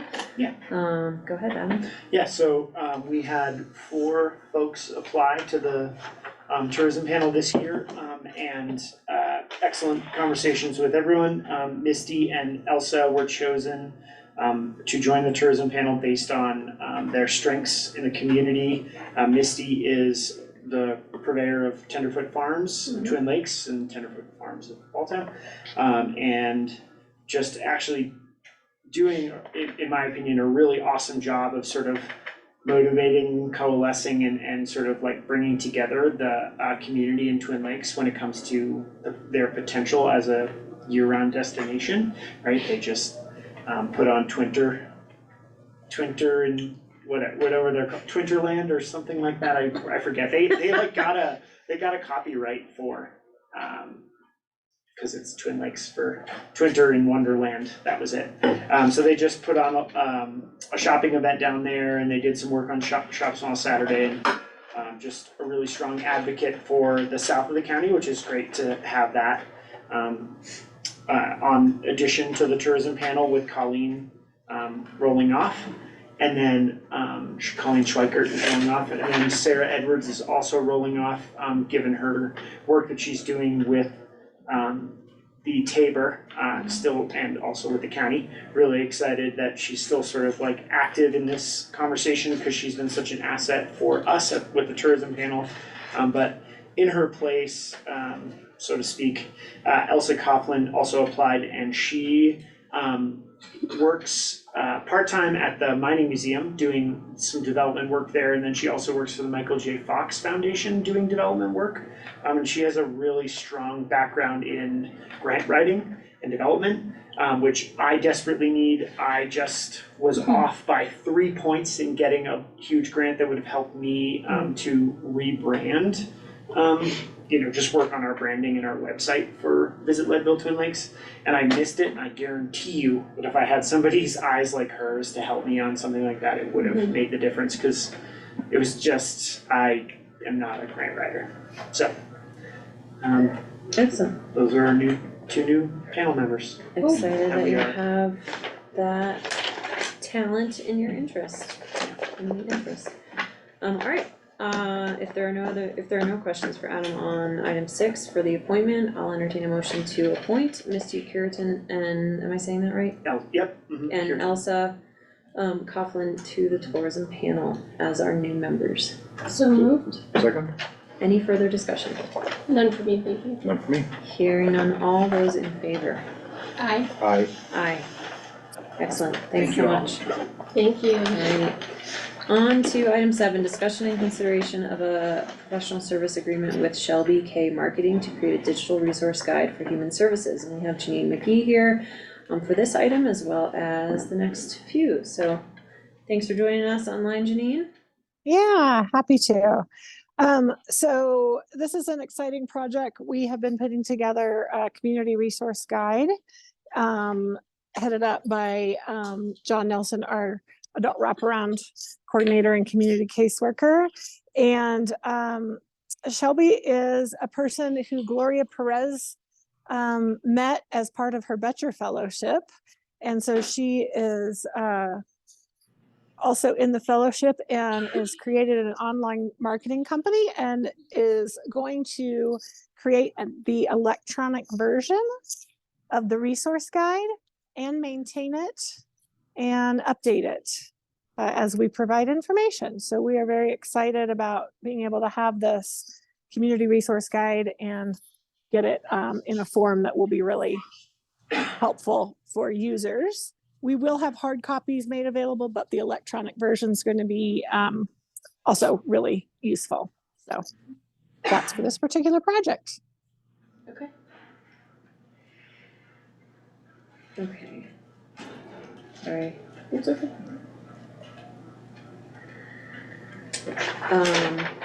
All right. Any questions? No, I can make a motion Please, that we yes. approve the PSA with Shelby K Marketing to create a digital resource guide for human services. I'll second. Any further discussion? None for me, thank you. None for me. Hearing none, all those in favor? Aye. Aye. Aye. Thanks, Janine. And next, 8, discussion and consideration of PSA with Dr. Courtney Russell, Psychological Services, LLC. Janine, just a little background there, please. Yeah, I don't know if we're quite ready to approve this one.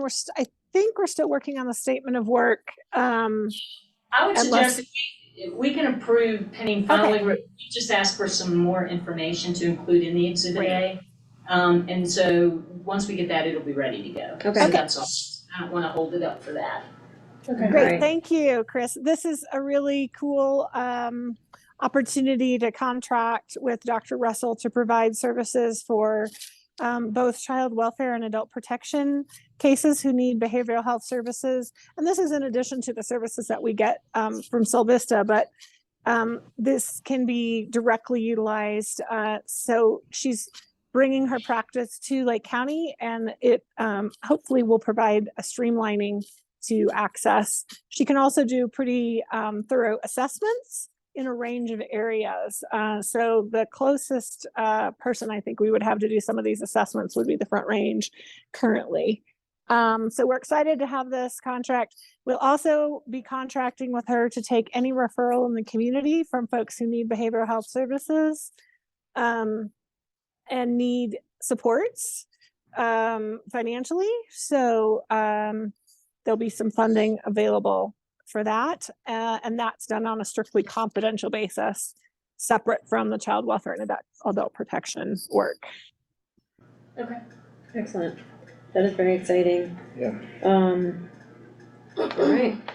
This should be co-located. Excellent. All right, I'll entertain a motion to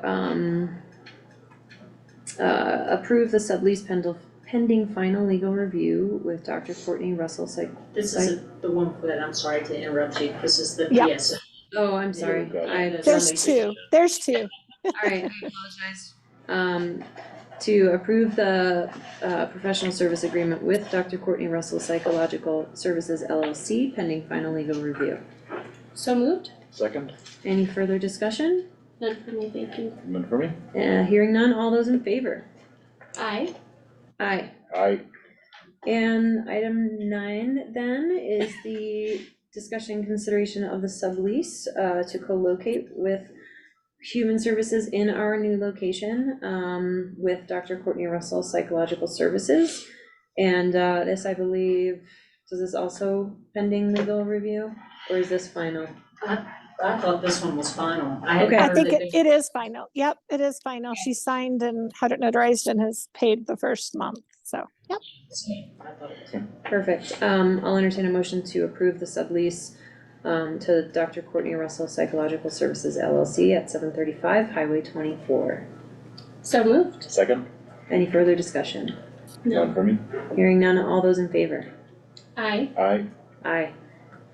Alrighty, and on to number 9, 10. Discussion and consideration of Denver Health Medical Plan Incorporated Participating Services Agreement with Lake County Public Health Agency. Go ahead, Janine. I'm actually, Chris, I am less familiar with this one. I've been trying to track it down. So this is Liz. Oh, Yeah, I was gonna say, so this one has been reviewed and Okay. comes back, there are no changes, but comments given back. But somehow when it was sent back, it ended up password encrypted. I Oh. didn't get it password protected, so I don't know. So I would ask this one to be approved pending final legal review too, so that I can go back, review and give the comments, but there weren't any changes that needed to be made for it. So it was my understanding that this is an annual renewal. Okay, okay, And I can got it. get to. Got So it. this, Yeah, I so. think Liz was talking about this. being- Yeah, so this is Denver Health Medical Planning Participating Provider Services Agreement with the Lake County Public Health Agency. Got it. So this is to allow the public health to, I guess, provide, Denver Health operates an HMO. And so to allow medical services and related services under the HMO as part of a managed care delivery system. And Got so that's why Denver Health wants to contract with Lake County Public Health to allow for that. All right. Got it. All right, I have no questions on this for staff. Any questions from the board? No, none for me. Not for me. Alrighty, I'll entertain a motion to,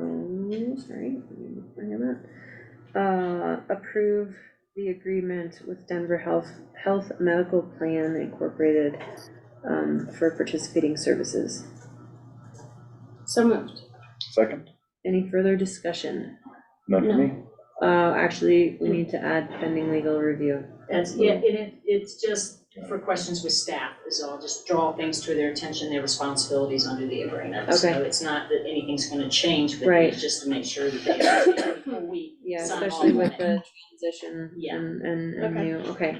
Can you amend that motion to, Add. Finally. pending final legal review, please? Okay. And with that change in the motion to wait for final legal review, all of those in favor? Right. Aye. Aye. All right. Item 11, discussion and consideration of the Department of Human Services 2024 Merit System Certification. Janine. Yeah, so this is the annual certification that commissioners sign off stating that they engage in a merit system process for all of our staff and that they are paid according to market value. This is both for our public assistance staff, particularly our eligibility and admin staff who have to be merit-based, and also for our child welfare and adult protection staff who we agree that when we will do the work on behalf of the state in our county, that we are paying our staff members at a market and fair rate. Okay. And that's required, this is required Yep. by the state, okay. It Yeah. is, yes. Okay. Excellent. No questions from me. I will make a motion that we approve the Department of Human Services 2024 Merit System Certification.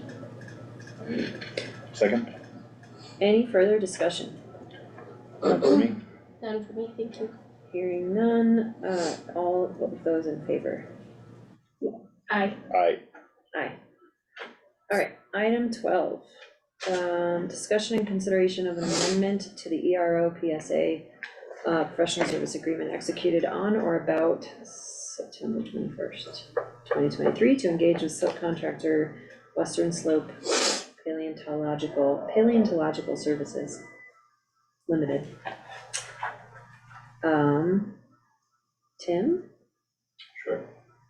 This is to continue work at the Justice Center site at Harrison and Monroe in the end of town.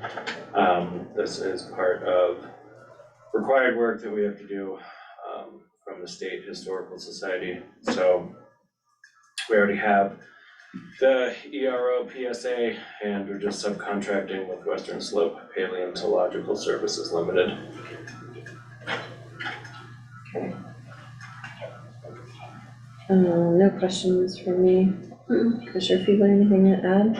Maybe this actually come up in the Justice Center agenda item, but I think we sort of figured that like we've gotten this far in getting through some of the hoops for federal CDS grant and sort of felt like finishing this work in progress to assess the site, whatever we end up doing with that site is just a good thing to wrap that up, not leave it mid-course. Yeah, for sure. Yeah. Great.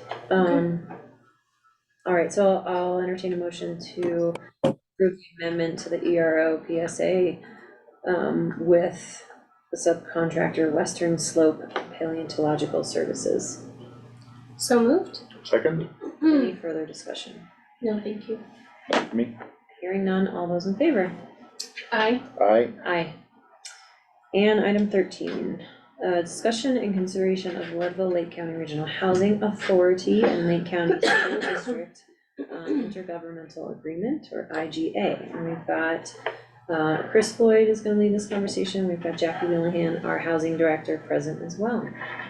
Who should? It's my understanding that the school board has approved it, that it is, and so they're just waiting for approval. So this is in lieu of transferring the school district property, going through that transaction to have an IGA for the use of that property for affordable housing, with the understanding there's provision in there at some point when it goes vertical, it will be transferred to the Regional Housing Authority for development. Yep. And so this was to address some of the concerns they had regarding what if, after the infrastructure or something, what if it never went vertical? Right. And so this addresses that concern by allowing it to either revert to the school district for them to develop or for it to be transferred to the housing authority for it to be developed. Thank you, Chris. Thank you, Jackie, for continuing to get this through. Any questions for Jackie or Chris? Before motion? No, none for me. None for me. Right. I'll entertain a motion to approve the IGA with the housing authority and the school district. So moved? Second? Any further discussion? None for me. Hearing none, all those in favor? Aye. Aye. Great. Thanks. Thank you very much. Item 14.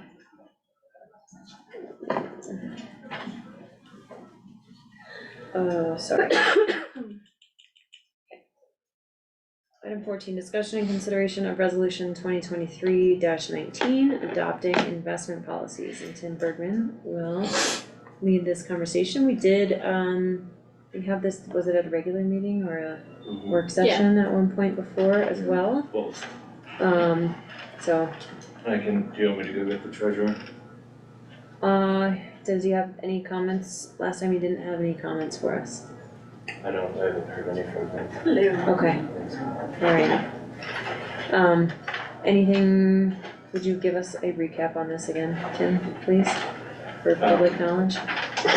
Sure, so resolution 23-19 for adopting investment policies, as the Board of County Commissioners giving express permission to the Lake County Treasurer to invest public monies in a variety of investment vehicles, and then the reporting out of how those investments are doing on a quarterly basis is the basic gist of it. And this is nothing new that we haven't been doing, we just didn't have written policies around it, and in fact, what was the revenue potential that we see, over $800,000, is that correct? I think, I don't know, but.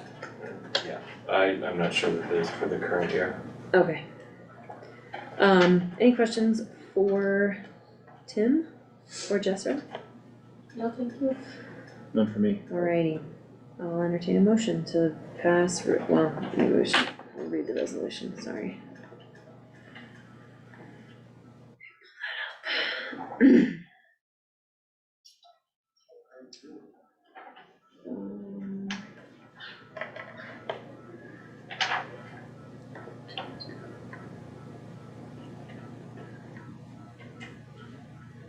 Okay. Alright, Resolution of the Board of County Commissioners of Lake County, resolution to approve the investment policy for Lake County, resolution number 2023-19, recitals. Whereas the Board of County Commissioners of Lake County, Colorado, hereinafter the board, wishes to adopt an investment policy that establishes guidelines for the purchase, sale, and safekeeping of investments for Lake County, hereinafter the investment policy. Whereas the purpose of the investment policy is to specify various policies and procedures that will foster a prudent and systematic investment program designed to achieve the county's objectives of safety, liquidity, and return on investment through a diversified investment portfolio. Whereas the investment policy serves to organize and formalize Lake County's investment-related activities while complying with all applicable statutes governing the investment of public funds. Whereas the board finds that it is in the best interests of the citizens of Lake County to approve this resolution. Now therefore be it resolved that the Board of County Commissioners of Lake County, Colorado hereby adopts a resolution approving the Lake County investment policy as attached in Exhibit A and authorizes the chair of the board to sign the resolution and upon satisfaction of the county attorney as to form, execute any other associated documents necessary to complete this matter. Happy to entertain a motion to approve resolution 23-19 regarding the investment policies. So moved. Second? Sorry, Jeff. Any further discussion? None for me, thank you. Hearing none, all those in favor? Aye. Aye. Aye. Thank you so much. Yeah. And item 15, we have discussion and consideration of resolution 23-20, adopting the observance of 2024 holidays. And we have Karina here from Human Resources. Anything special or different to ask us other than going through our next year's holiday schedule? Nothing special, but I did want to point out, I know Ally had written the holiday schedule already before she left. And she left a note regarding Christmas Day. She's saying that we're already at 14 with having 2 days for July 4th for Independence. So she suggested maybe add a half day on the Tuesday before the 25th for Christmas. Just want to know how we would like to move forward with that. Okay. Any thoughts from the board? So we're scheduled to have, oh, we don't have anything for Christmas Eve. Okay. Yeah, it's only Christmas Day that we Oh, for 24, okay. have. And then with July 4th and 5th, that's already 14 holidays. So I think that's something we should do there. I'm happy to take the suggestion, Yeah, I'm good add with the that half too. day. Yeah. Any comments from our manager? I'm good with a half day or a full day. I don't think the budget impact is so steep that it matters much. Like if that's a consideration, I think if you just wanna add a full day, I'm good with that too. I'm considering expanding the July holiday. Well, it's like then you It's a have Thursday. Thursday and come back on Friday. Yeah, unless most people take the day if they want to. I think most people would, but,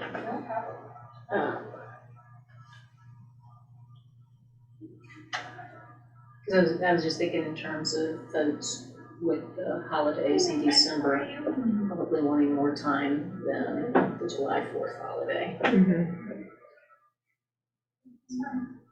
I'm fine with leaving both, adding Christmas Eve and leaving both for July.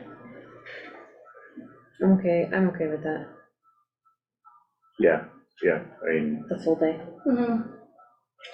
You could Yeah. add Christmas Eve to 24, I think, at least that's my, I mean, I'm not giving you direction, but. No, I think that's true. Okay. All right, so with the addition of Christmas Eve day, December 24th, Tuesday.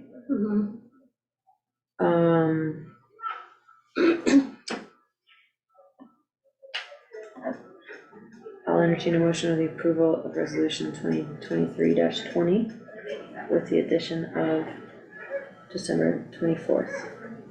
So moved. Second. Any further discussion? None for me, thank you. Just, I mean, I guess we do this next year, and invite the county manager and HR staff to just maybe look across other counties and just make sure we're not getting out of whack with how many holiday days there are. Pretty closely aligned with what other counties do. Yeah. Most are at 13 or 14. Okay. And we have it's not a floating holiday, but we have our day that can be exchanged if you work New Year's Day and you wanna take a separate day, so there's other ways as well. Okay. That's a good attraction and retention tool. Alright, any further discussion? None for me, thanks. Hearing none, all those in favor? Aye. Aye. Aye. Great, thank you, Karina. Alright, and item 16, discussion and consideration. Oh, and yay, you're up. I can be either way. For resolution 23-21, adopting Lake County authorization to operate ambulance services. We have Jeremiah Grantham here. And then Kelly and Andy are both on the line as well. Oh, excellent. Hello. All right, who wants to give us a little background here? I think the board definitely understands what this is, but for public knowledge. Tim, Jeremiah? Sure, just real quick, the basic gist of this is to, for Lake County giving the, I guess, authorization for St. Vincent Ambulance Service to be the only one in Lake County to transport from Lake County to another facility, which makes St. Vincent Hospital, district, or health district, eligible for a higher Medicare reimbursement rate, is the basic gist of it, but I'll let Andy or Jeremiah or Kelly or David, Chris and I also worked with Mr. Snow on this. That's the basic gist of it. Summit Ambulance Service is within 32 miles, and we can't get that to change, obviously. So this would, Gunnison County also had luck with going this route to be the sole provider, and so we're just trying to follow suit to get it to happen, since you can't go without 32 miles. Yep.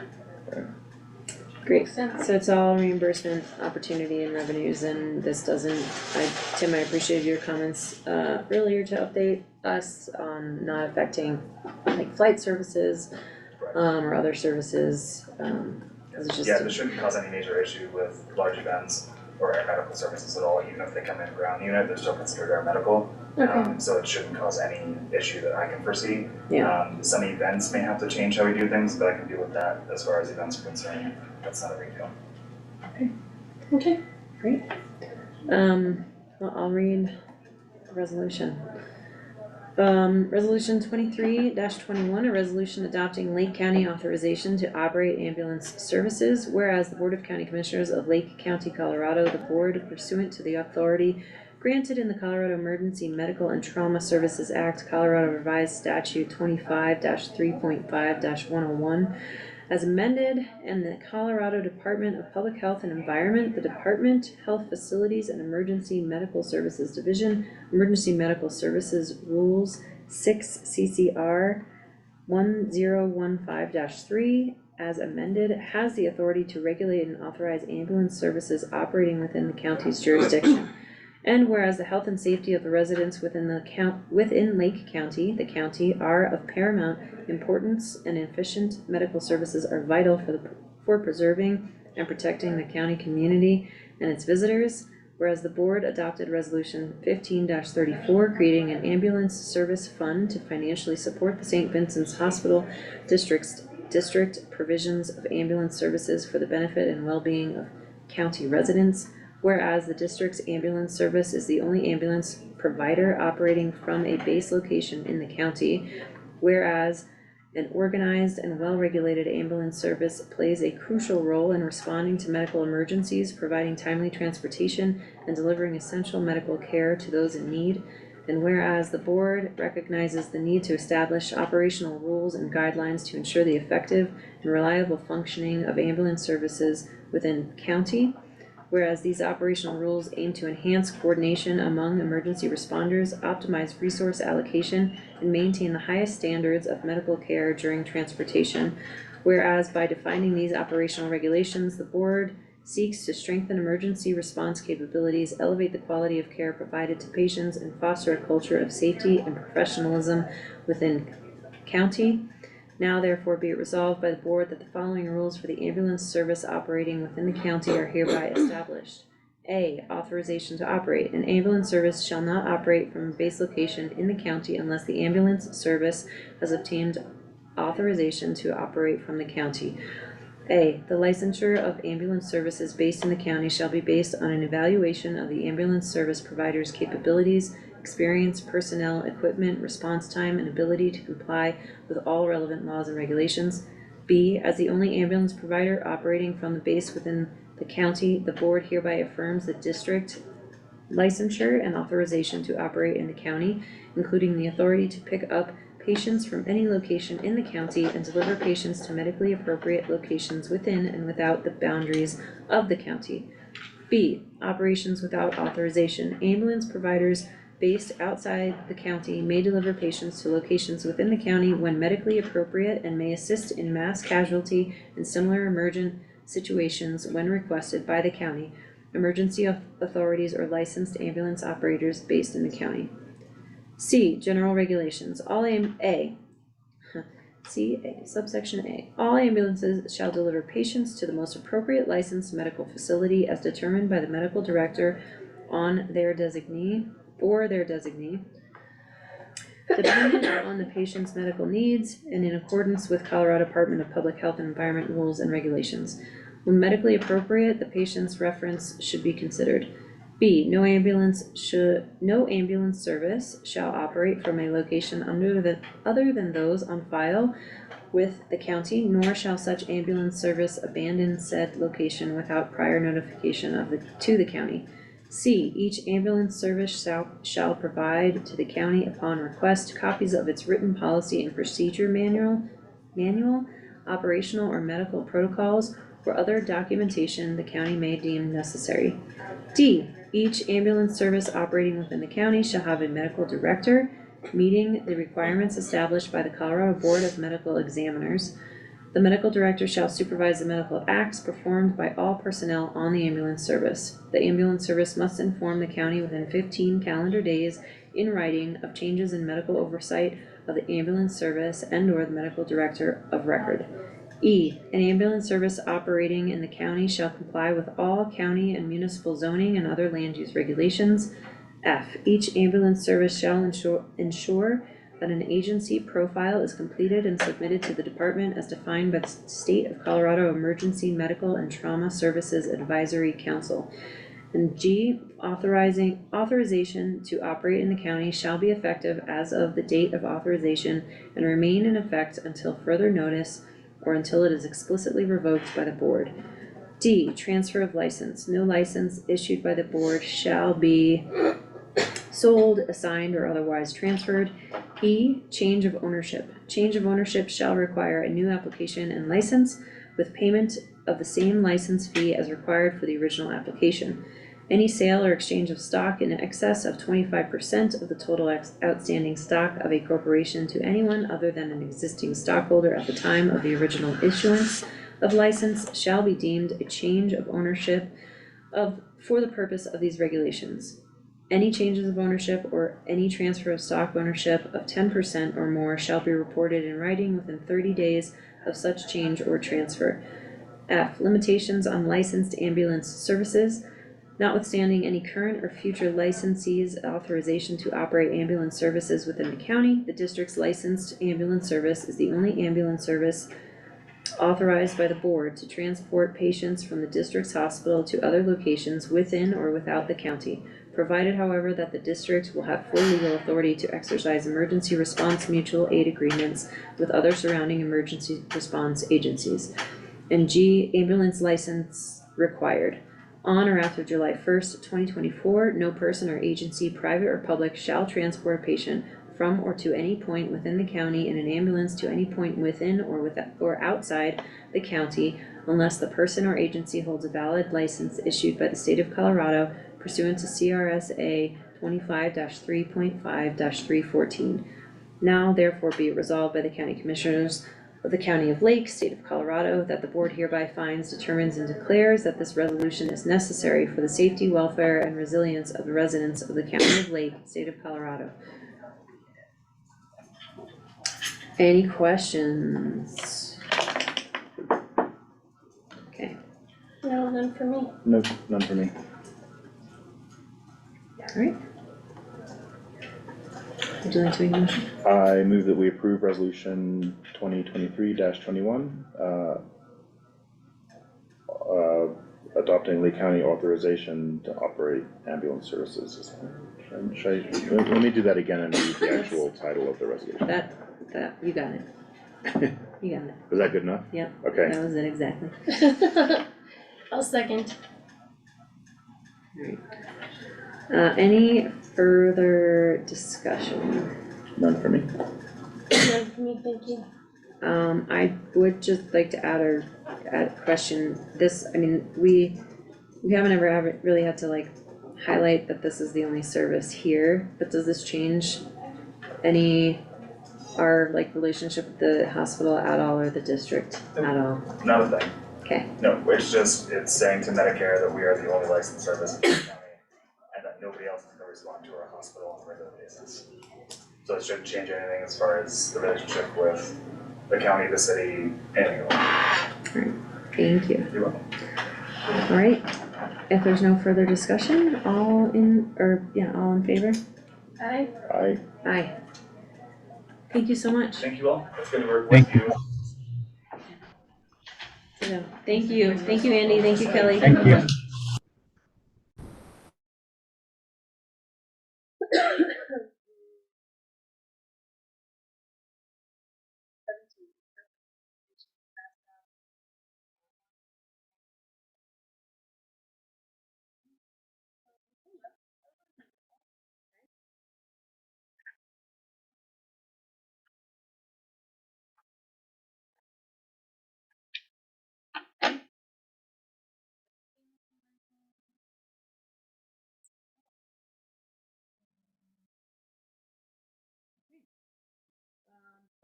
Licensing, we'll open up public input for licensing. Any public input, we have 0 public left in the room. Anyone online? Don't know what happened.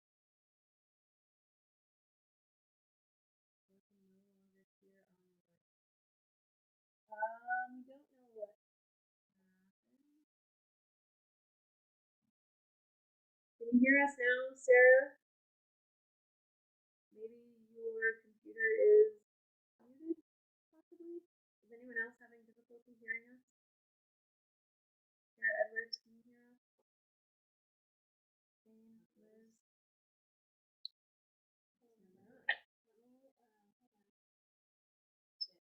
I can't hear you.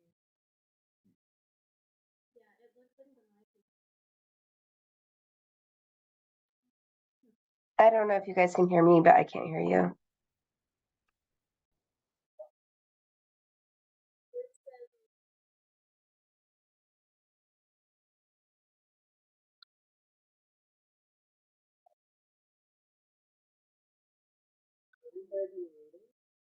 Well, no, Andy had to.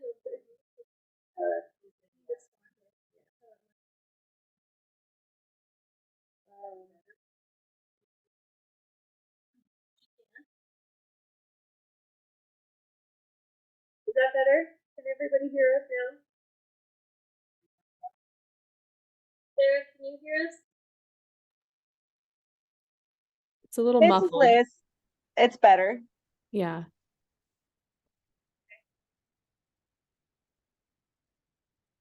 Nope, now I can't hear again. Sarah Arms is saying she can't hear again. You can hear? No. Oh, It's going in and out. I just sort of wiggled the I mean, they look fine. Liz I said believe shaking, you. Liz I don't said, know what else to do. Liz said shaking. Yeah, this is Liz. Y'all are coming in loud and clear for me now. Okay, we'll continue. Can you hear us now, Sarah Edwards or Orange? Yeah, actually, Yeah, I that's can. better. Okay, Okay. thanks for letting us know. Thank you. All right.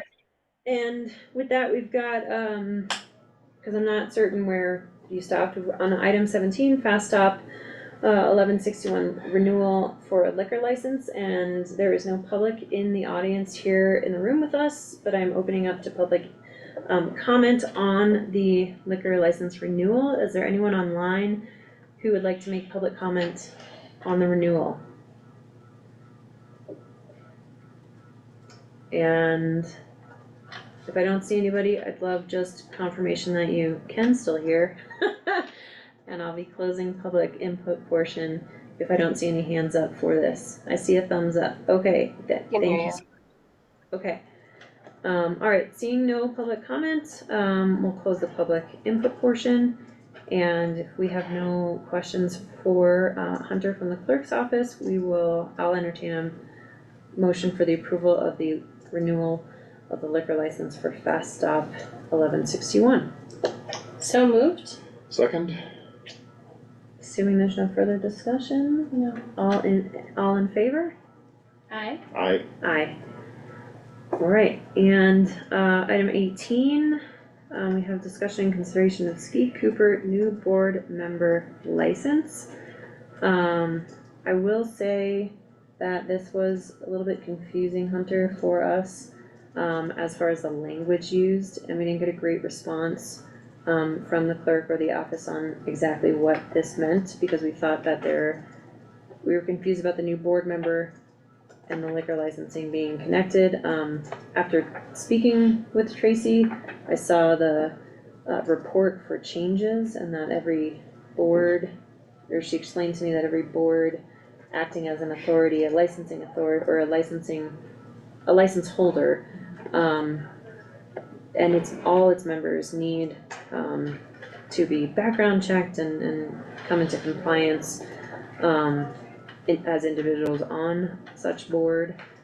So that was good clarification, but in the future, can you please help us get a better understanding of that? And especially for Ski Cooper, per the state, they had to go through background checks. You have to change your liquor license, who's enacting, so it's like a liability partnership with liquor and fermented beverage licensing. They all have to be reported to the Department of Revenue. So we have to wait until their background check comes back and that they're cleared to be on the board before we can allow them to be on the board, and then they also have to pay us to add a new board member. Cause then it changes, just basically like who's listed to be able to act on their behalf with their liquor license. okay. Thank you. So I'm assuming would I also open public comment on this, or is this just a report? I mean, it can't hurt, and I don't know that we'll get any, I was but gonna say, yeah. in I'll do terms of it any- to default. I would just in case, for public comment as to their ability to serve. Okay. I'll open up public comment on the addition. Can you tell us the addition of the board member and the current board members? Yes. Please. So, let's see if I can figure out who did it.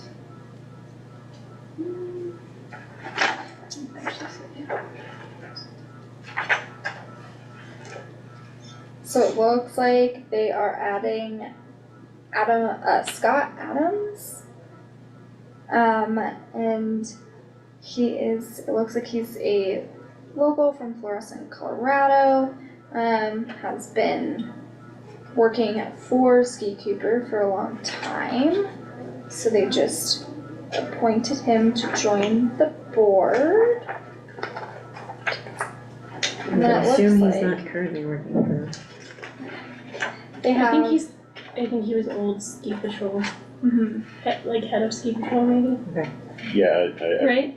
yeah, and he did, retire from that position, I don't know if he's retired. And then it looks like they have, their chairman is John Clapper, vice chair is Howard Tritz, treasurer is Greg Teeter? yeah. Jane Harrelson, cannot read that one, I think it's their secretary. They have 2 directors. One is Robert Cursory and Ronald Nitch. And then they have another director, Jerry Andrew. Unfortunately, I'm unsure of who they replaced or if they just added a new person. It's an opening. Oh, Jane's online. Jane, can you give us, just the Scott, sorry, what was the gentleman's name? Scott Adams. Scott Adams replaced, board member rolling off, correct, Jane? If you can hear me and are still hanging in there? Maybe not? Okay. Alright, well, at that point, I'll open up public comment, for the change in the, or addition to the Ski Cooper board regarding their liquor licensing. Anyone online? Oh, looks like they added 2 people, Susan Fitzgerald, Scott Adams. And Susan was just rolled over, and Scott Adams replaces Ken Donner, Okay, who was an okay. old director. Okay, so it's for two board members coming into compliance. Great. Looks like there's no comments online. I'll close the info portion and, entertain a motion. What, are we approving the report? I guess just approving the new board member? No, we don't approve the board members. Maybe just the change to their liquor license? Okay, I think that would be it, yeah. okay. The change to Yeah, add sure. these 2 people. to Okay. the license. And are you still waiting for that from the state? No, so it looks like I've got verification? everything here. I've got this from the Department of Revenue, please provide the following items of local approval, so I think local approval, then them, and then they're good. Okay, But yeah, we have his background check and fingerprints and all okay. of that back, so, For him and Susan? yes. Okay. Yeah, would you take a step on that? I can. I will make a motion that we approve, the addition of new board members to the liquor license for Ski Cooper. I'll second. Any further discussion? None for me, thank you. None for me. Hearing none, all those in favor? Aye. Aye. Aye. Okay. Yeah, okay, alright. I'm still working on it, on learning those, That's okay. liquor licensing. No, that's great, that's great. Yeah, if we could just get, when Liz reaches out, it'd be really nice to have some clarity provided. Absolutely. Thank you. Thank you so much. Alright, item 19, discussion and consideration of the ratification of the state land board assignment of right-of-way regarding the Upper River Ditch. So this is something that we looked at some point last year, regarding our utilization, and I think that was an old comment. Yeah. Of the Upper River Ditch, which is used to convey water in and through Hayden Pond. Hayden Pond is our only Lake County storage facility, and Aurora owns the ditch, and so, well, sorry, State Land Board owns the ditch, but Aurora uses it, and come to, under conversations, figure out that a more appropriate, agreement would be directly through the State Land Board and Lake County. And so this is just kind of formalizing better, that agreement, that we will be using that, and we have access to clear the ditch, and do all the things to maintain our water rate, to fill Hayden Pond as per our augmentation plan. Not changing anything, just getting correct parties in the agreement. Okay. Any questions for me? I don't have any questions. Is there, like a formal document or resolution that has to go with that we need to reference in our motion? There is.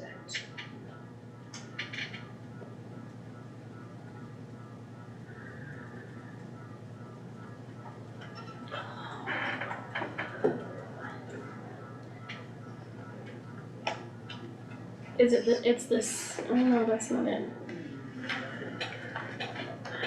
I forwarded that a while ago, but I'm not sure if I flagged it as the same document to include.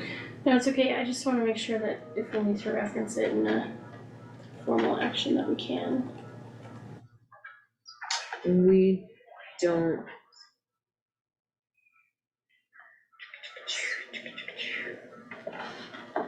I don't see it in the packet. Just a moment.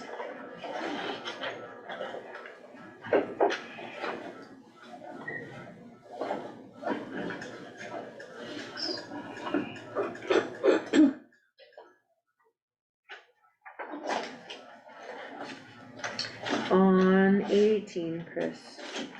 I'm sorry? 818. So it is just this is the assignment of the right of way, contract number 113507. It is one page. It does not need to be a formal And I can resolution. Yeah, I was gonna say I can share, I found it and can share if you need to see it, or I can try to upload it. Great.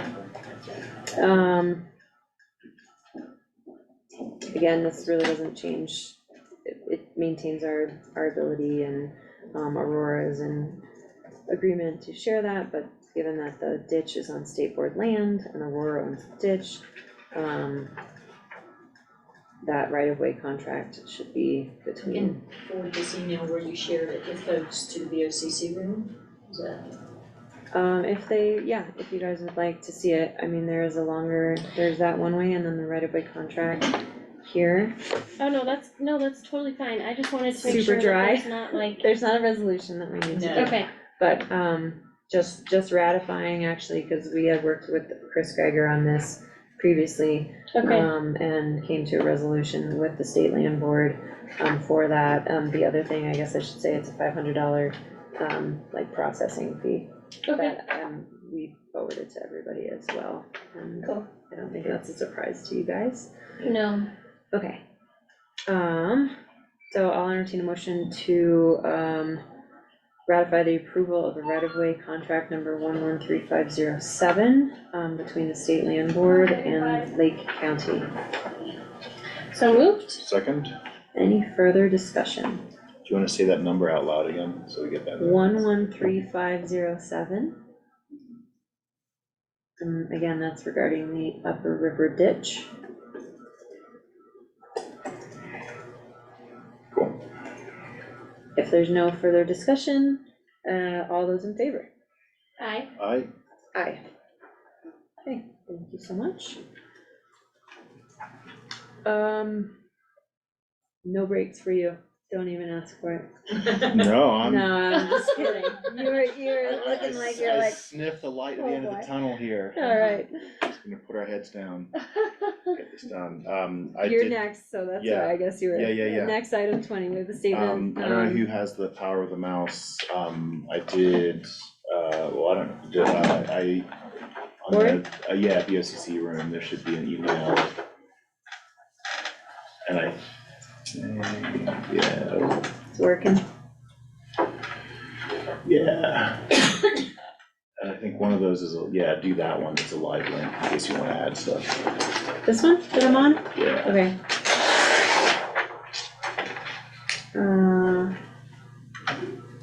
Just open. I'm trustworthy.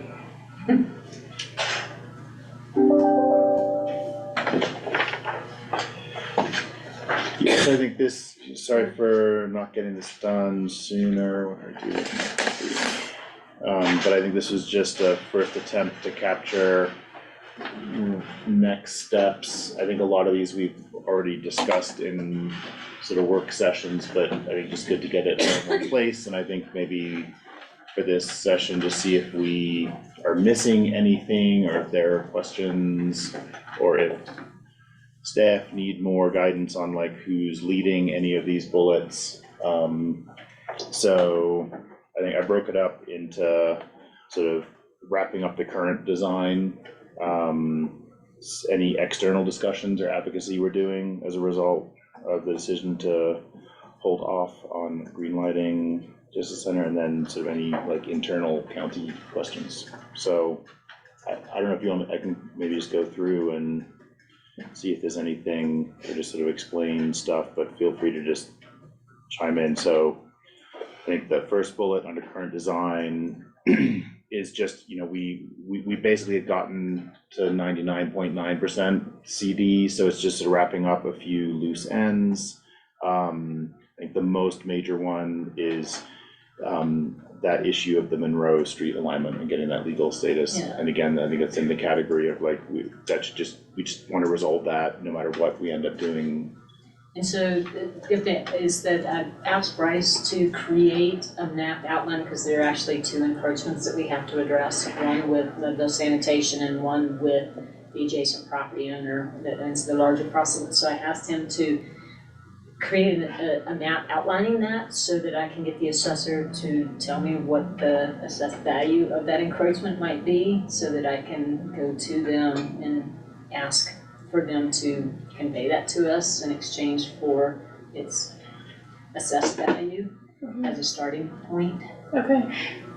So that's what I'm working on now, because I don't want us to have to go through eminent domain if we can avoid it. And the city, even though this is the city's, they want us to resolve this issue. They don't want to, it should be a part of the city's inventory of roads, or it has been, but they want us to resolve the access issue. So. Yeah. It's wild that it's currently on their AGTF report, but. Yeah, but but goes over private land. Yeah. I think then, you know, this next one is just, there was that, I mean, more than a handful, but like really pretty minor other things that came up in that first round of city permit application, like snow storage and vegetation and lighting. So they just, again, just sort of not completely doing new design on all those, but just sort of making sure there wasn't anything that needed work done. So, and direction to DPM and the design team was, you know, like, keep it to a minimum. Yeah, I think this was what we mentioned in that earlier agenda item, just sort of continuing to finish up things we have in the works to get the, so that we're meeting the contract award requirements of the federal earmark. Yeah, I mean, whether we use it or not, we don't not finish something. Yeah, and Matt kind of mentioned to us when he joined us in the last meeting, just to give them a update of status update. Yeah, so that's down, that's down in sort of like external. Yeah, and then just, you know, all the work like sort of closing out those contracts with, you know, with FCI, and I think related to that, the closeout, that, you know, we have some grants from DOLA, we have at least 2, if not 3 DOLA grants, and some of the things we just need to, again, get as much reimbursement out of those and close those out with the work that we've done. Oh yeah, the cost design questions, there were 2 questions that we had raised in one of our previous work sessions. One was to, with that final updated pricing of 65 or whatever it was, million, a big number, trying to get some rough estimate of allocating that total cost across the 3 functions of the building, which I think will be helpful or necessary for some of our external discussions, that we can sort of give some breakdown. Yeah, for that's based on, responsibility and joint. Yeah, because like, financing. depending on how things shake out, if there's like just a courts discussion, we shouldn't be using the $60+ million number if the courts portion was only, you know, 20. So I think we just want to have and I actually think that's in my email inbox, like just some memo from the professionals with an estimate that we can point to some numbers that are made up numbers. And then similarly, we had always been, when we looked at the phasing pathway, we had always been assuming that like jails had to come first, but I think the other thing we wanted to get was like a very rough estimate of like what doing a court building alone would look like.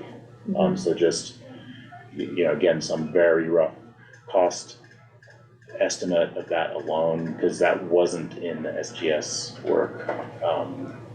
And you know, some other like quick assessment of the feasibility of that. Like, is it easier to do the lower section alone with that retaining wall issue or things like that?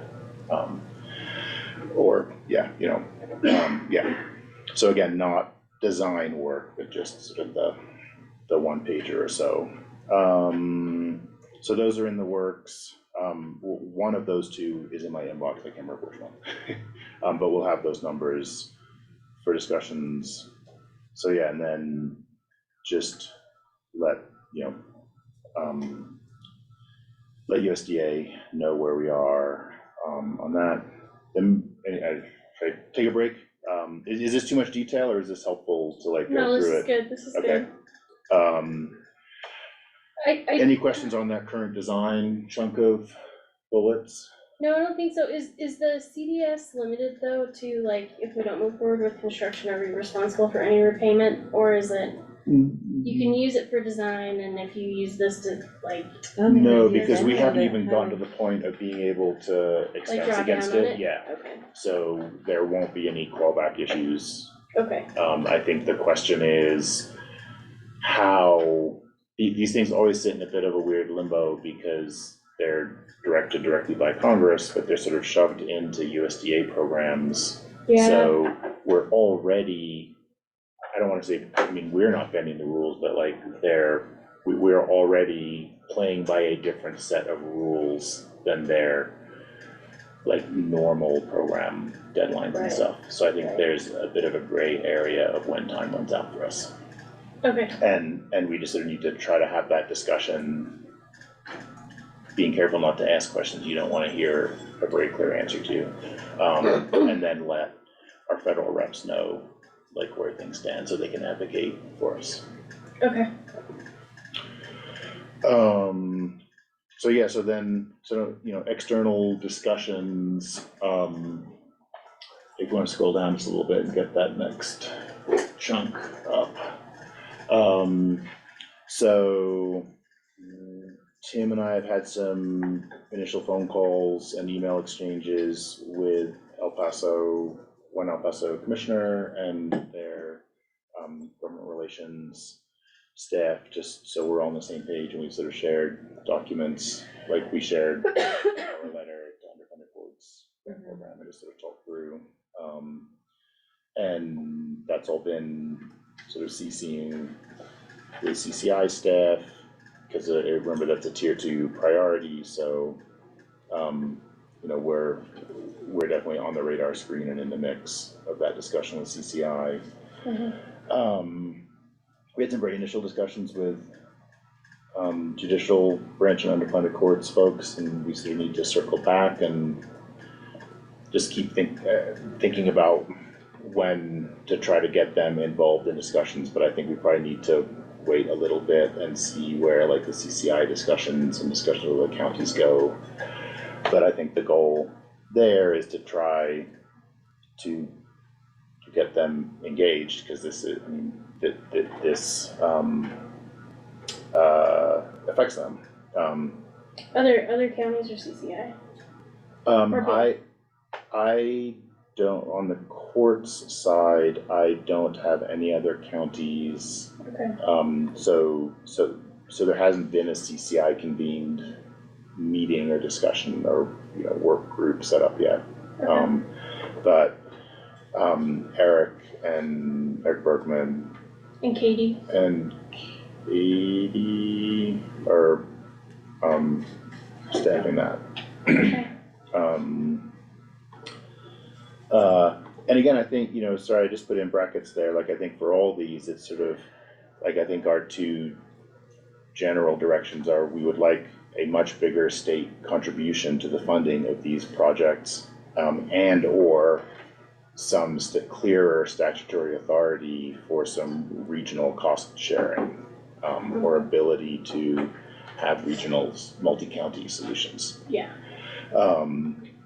And then, you know, so then kind of the same with detention, not really, we need to start discussion with Heath and sort of see if this is coming up on the radar screen of the Sheriff's Association. Kayla, you had mentioned Adams County and maybe some other counties, so that's, you know, that's a follow-up on the Yeah, like detention side. Adams and Broomfield in particular, because I think Adams' cost for replacement on their jail is 300 million. Yeah. And like that's just, even for Adams County, like that's too big of a burden for them to bear. And so, from my discussions with their commissioners at CCI, it was like, hey, we really need to think about a regional approach to this, like changing statute to allow for that regional approach if necessary. Yeah.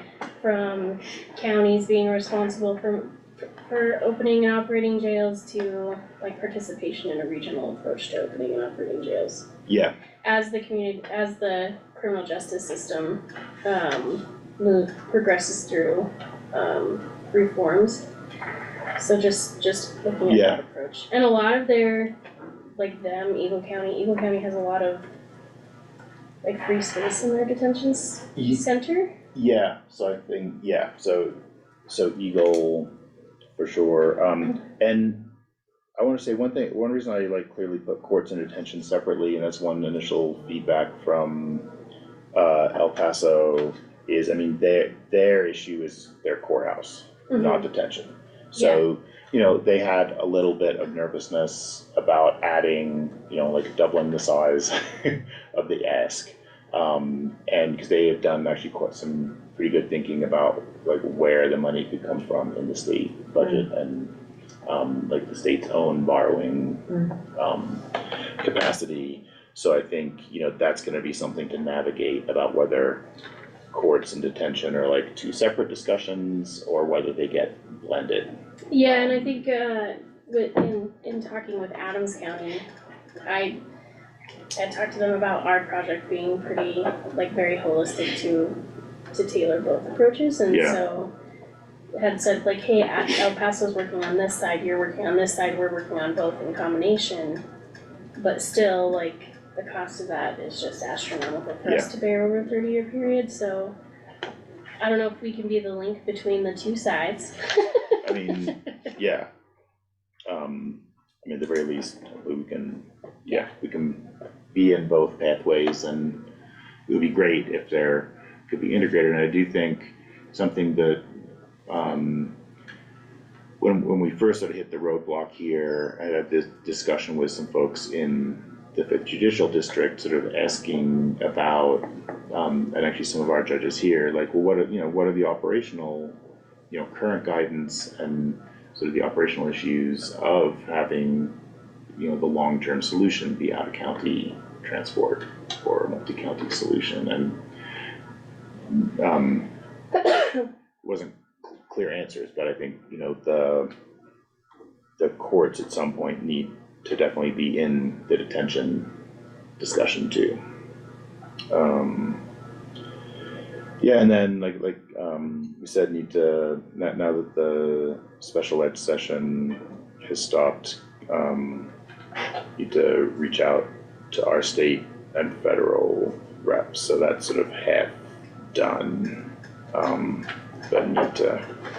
I was just going to, if you haven't looked at it already, CRS 17-26.5101 is the code section that authorizes multi-jurisdictional jails. And the way I read it, it doesn't require you to build a new one. It means you can contract to operate one together. So if we did find someone like Eagle or whatever that had the capacity, that we could contract with them to help operate that facility as well. We don't have to build a new one. And that could be the same with Chafee. Well, and it's, or Because it's authorizes any county, city, M-County, city, or the Department of Corrections to enter into a contract or contracts with each other to design, locate, construct, and operate a multi-jurisdictional jail. So I think we could take the position that we wouldn't have to build a new one if there's capacity to better use what's already existing. Yeah, can you say that, So it's 17-26.5-101 is what authorizes multi-jurisdictional jails. And then the next section, talks about what the requirements are for that contract, that type of requirement. Okay, for those type of contracts. that's great to know So that that 101, already 102. exists. Cause I mean, I think one question that, as far as we had the conversation with Heath, is like, what are the minimum requirements or what minimum level of service do we wanna provide to the community for holding, like even just like holding cells here, like, you know, we did the 2 temporary holding cells, but we probably need something a little more long-term just to facilitate the transport. When the holding cells are to meet the state requirements for 48 hours, and then if they don't, if you can't arraign them or advise them within that 48 hours, then they have to be transported to an actual facility. Yeah. And so it'd be great to have some capacity to hold people longer than 48 hours. Yep. Okay. And then turning to, I think, some like kind of internal county decision making, and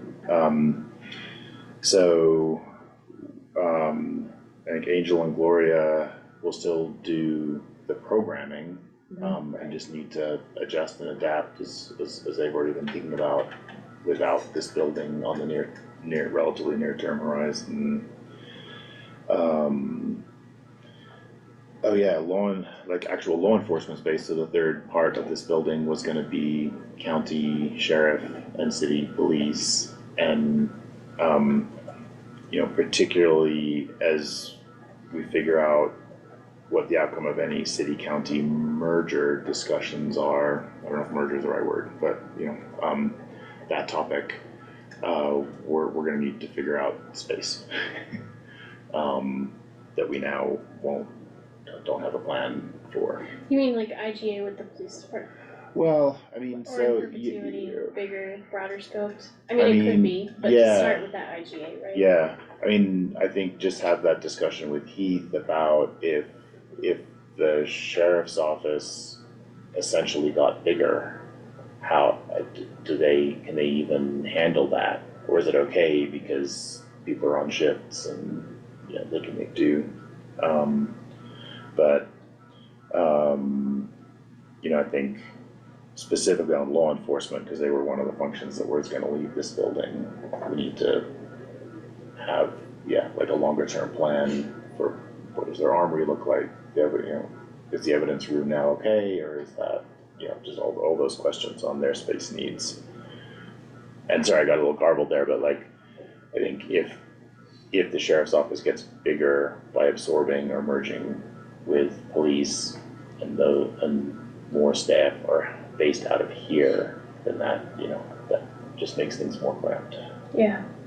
And then I think even more broadly, like we had sort of been hoping that this big domino would fall, and then we would know what other directions we needed space for county employees across the board, and now we're sort of kind of back to square one.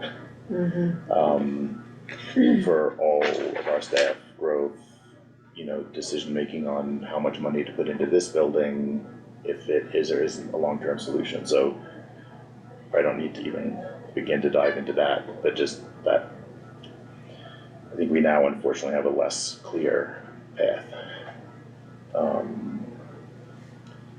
And then I just had a couple other random questions, like we currently do have a contract with DPM, but we probably need to revisit that, or, you know, whether we need any assistance from them.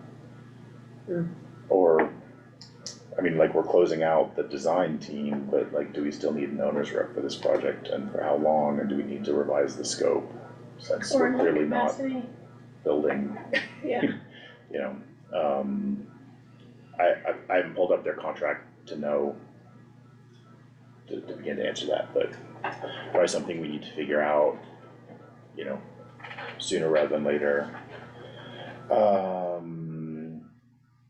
Yeah, and then what do we do with the UP site? I mean, again, we sort of broached that with some other discussions, like if at some point it becomes clear that we're not building the integrated community justice center on that site, then we own a piece of prime property that could, you know, be used for something else. And then I think the flip side of that is like I hadn't thought through whether, I don't think there's a decision point at this point, but like, I mean, it's at some point, do we actually rule out the integrated approach and just stop talking about it? I mean, cause I think currently that's still. Integrated approach with courts Well, and well, detention, I or mean- like I mean, regional approach? The original approach, so sorry, yeah, I The was thinking- original approach?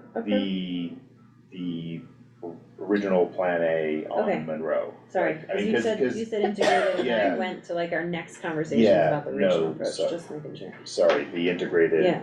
building design, you know, because we have 100% construction documents and like some funding, and if money fell from the sky, we could still just build that. Like if state money or more federal money fell from the sky, but but at some point, no. Well, and I don't know if, I mean, I don't imagine personally any of those, other than the community communication of continuing to give, you know, updates, like those two, what we do with the UP site, I don't imagine a lot of that. I don't know that we'll know the answer to that until maybe going through the legislative session and, you know, through next year. Yeah, for sure. I mean, I think some of these things may take a year or two or more. Maybe even longer. Yeah, I hate to say it, so yeah. But no, they were just things. Yeah, no, I'm offering that because Yeah. I felt like you were trying to give us a better answer or something, but I don't think there is one. I appreciate the Yeah. list, for sure. I wondered too, in discussing this here today, could you pull up the letter that we did send to, the underfunded courts? Yeah. And maybe we can read that and,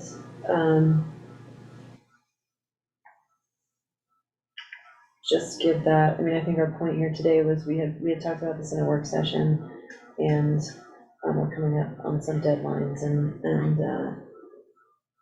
wanted to kind of make it more formal and outline even more information that you have here, Commissioner Fiedler. Yeah. You wanna pull that up right now? Is that, yeah, Yeah. would that be helpful to Yeah. read, I think? Yeah. Let me just.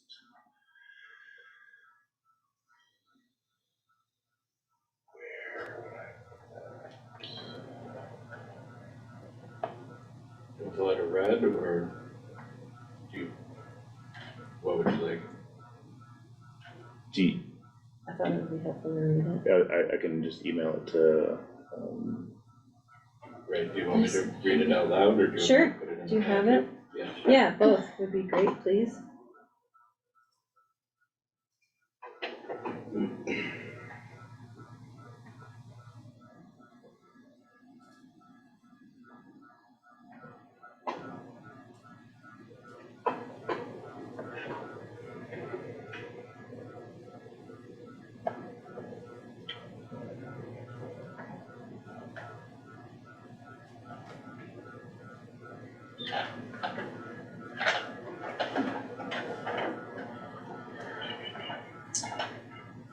It is in the packet now. Thank you. Okay, thanks. In the teams. Yeah.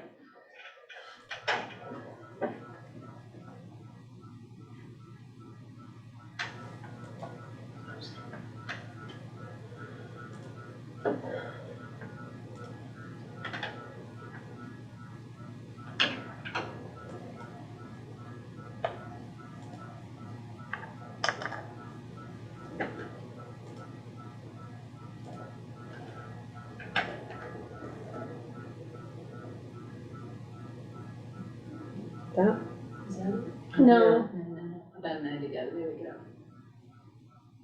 I think we'll, yeah. I'm sorry. Yeah. okay, thank you.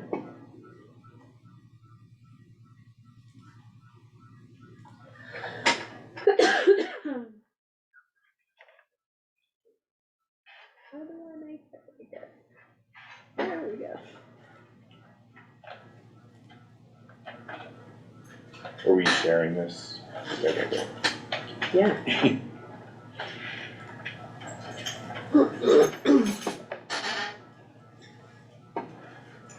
Do you wanna read this into the, Sure. do you wanna read it? Yes. Would you, please? So well written. This is a letter on November 3rd, 2023, from Lake County, to the Underfunded Court Facilities Commission. Dear underfunded, and maybe just for background, that we had submitted an application and we're on the agenda, for a November meeting,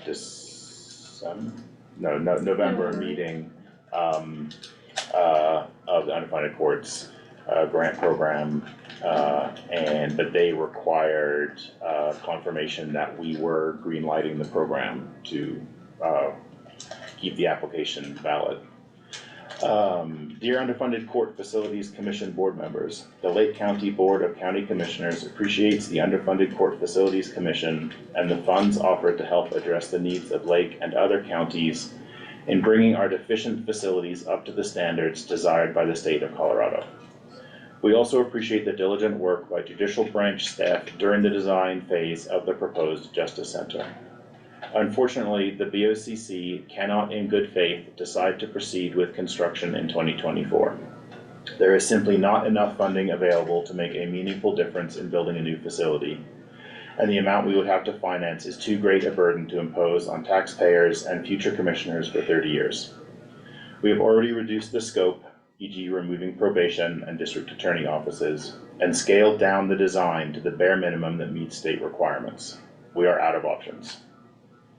If it would be helpful for UCFC to hear the details of our current situation and decision-making process, then we are more than willing to appear in person on November 16th and present our project design and financing details.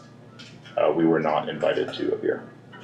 The Lake County BOCC strongly believes that there is a serious structural problem in the provision of county courts and detention facilities in Colorado. We would welcome further discussion with UCFC, the judicial branch, and other stakeholders on how to resolve this problem. The construction and operating costs of these facilities have become more than many counties can fund. The current UCFC program, while certainly welcome, can only provide a small percentage of these costs. There needs to be a serious discussion about options, including significantly increasing financial assistance to counties and modifying state requirements to allow more cost-effective multi-county approaches that share facilities. Colorado Counties, Inc., the statewide association of county governments, has reform of judicial facilities funding as a 2024 legislative priority. Several counties are also explicitly choosing to cease providing long-term county detention facilities and adopting a permanent policy of out-of-county transport of detainees. The time is right to address the underlying structural issues. The BOCC wants to make clear that we fully agree that the current courthouse at 505 Harrison Avenue in Leadville does not provide safe or adequate support to the judicial branch, law enforcement, or the public that we all serve. To address this problem, we have over the past 3 years purchased a suitable site and conducted design work for a new community justice center. After expending more than $2 million, we have 100% CD completed, that's construction documents completed, and locked in pricing and contractor bids. Unfortunately, as it has repeatedly over the last 3 years, cost estimates have come back higher than we can afford. There is simply no more that can be cut from the project without completely failing to address the needs of the courts and law enforcement. We do not want to build a patently inadequate facility. However, we cannot in good conscience impose a cost of $65.7 million for a new community justice center on the 8,000 residents of Lake County. We appreciate the partnership with Underfunded underfunded court facilities, and the 5th Judicial District as Lake County attempts to meet the statutory requirements while addressing all the needs of our citizens. On behalf of the VOCC. Thank you. Sorry for that typo. Alright. That's great, and I think, I wondered, do we wanna just make a motion to, just acknowledge our path forward and that construction is not happening in 2024, but all of our efforts, statewide with partners we will focus on all of those efforts or something to that effect. Yeah. I feel like that might be good for clarity. Sure, I'm good with that. Yeah. So, are we sort of? I think we're just acknowledging our path forward through 2024. Yeah. I just wanna avoid, you know, cause we have one work session on the costs of facilities. We're like, oh yeah, clearly the new build is great, we'll go that way, and then digging into finance, it was like breaks again, and I think based on feedback and questions to us, it'd be good to just kind of get like a formal position of our intention through 2024. Sure.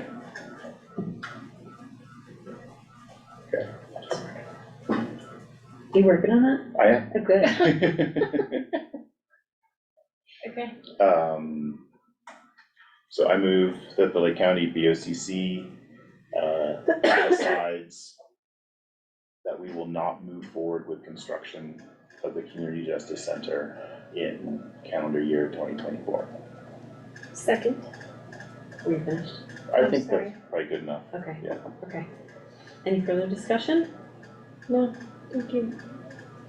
All right, hearing none. I mean, I might just add for discussion, I mean, as we've been discussing, but in the context of this, this motion that the state level and multi-county policy solutions outlined in the letter to underfunded courts that we just read out in this meeting, you know, forms the high level basis of our advocacy and discussions, you know, with all the stakeholders in the state legislature.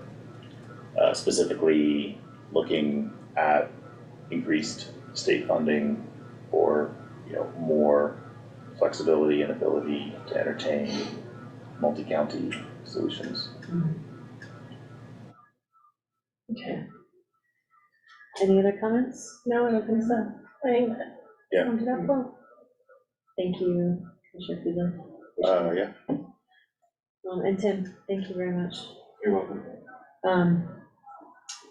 All right, hearing no further discussion, all of those in favor? Aye. Aye. Aye.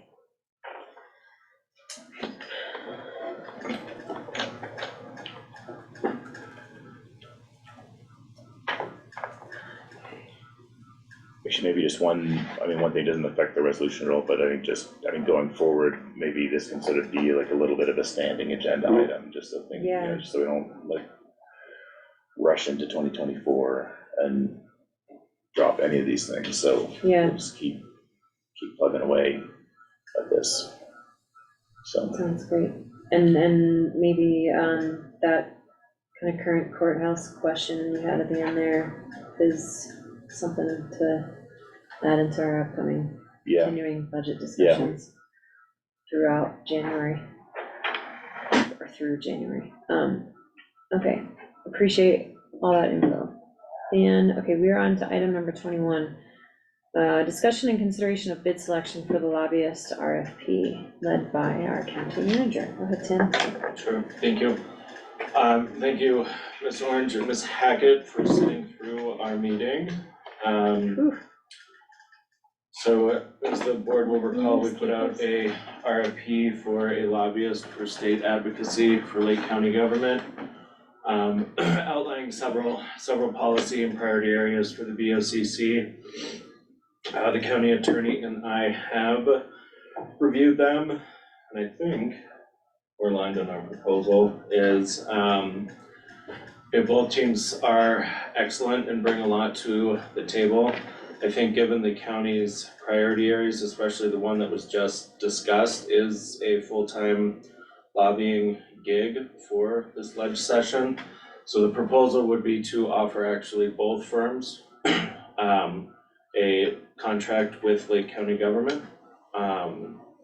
But, you know, if the BOCC has any questions on the RFPs or the feedback on the proposals, or what, you know, 2 separate contracts would look like, as, you know, the first time in a long time that Lake County government will be, you know, fully represented at the state capitol. I think there are lots of things coming down the pike from the governor's office on land use and local taxation impacting the operations of Lake County government. And then obviously the Community Justice Center, funding for that, what that looks like. Having a larger lobbying team or a more diverse team isn't a bad thing in our perspective. But Yeah. if you have any feedback or questions, We probably would need to talk with the representatives, one obviously, about perhaps a more specific scope of services or for those contracts. Okay. Maximizing their expertise in certain areas. Yeah. And so that might result in revisions to the proposal, especially in the pricing and such like that. Okay. So that would be my suggestion, is that we proceed with negotiating the contract terms. Okay. Yeah, I mean, I would imagine, I mean, we have things from like landfill rules and regs to, highway user tax and housing and Transportation. So this could be, never mind, like having that presence and information coming back directly from the Capitol to this board, and also in like a big transition year too of board role and potential participation, will be really helpful, I think. I see no objection to your suggestion, your proposal. Me either. I'm good with that. Yeah, and I'll say I was very happily impressed by both Me too. applications, like really qualified, well thought through applications. Yeah. Excellent. So I'll entertain a motion to proceed with contracting with each of, sorry. I would say that we move to give the county manager and legal the authority to begin contract negotiations with each firm based on identified areas of expertise. Is that okay? Perfect. Yeah. Oh, Okay, I don't need to frame the motion every time. okay. That will be my motion. Excellent. I'll second. Oh, sorry. That's okay. Any further discussion? Hearing None for me. none? All right, all those in favor? Aye. Aye. Thank you so much. And yes, thank you for hanging in there. I'm sorry Thank you, you guys. guys stay online that long. Thank you. Okay. Item 22, we have discussion and consideration of a change to the vesting period for Lake County government employees from 5 years to a 3-year period. Tim, do you have a little bit of background here? I don't know. I think this is pretty straightforward. Yeah, sure, so our retirement program is through the Colorado Retirement Association. This proposal would change the current vesting period from 5 years to 3 years. Kind of more competitive, aligns with board direction on staff retention and working on building up the organization. The other largest employer in the community, Climax Mine, is a 3-year vesting schedule. They don't match at 9%, but it's another tool that we can have to attract talent and retain them, but also be a little more nimble as the job market changes. And if you look at the amount of money that Lake County government receives back from people not vesting every year it's nothing to write home about. I mean, it's a decent amount, but it's not gonna make or break Lake County government. Yeah.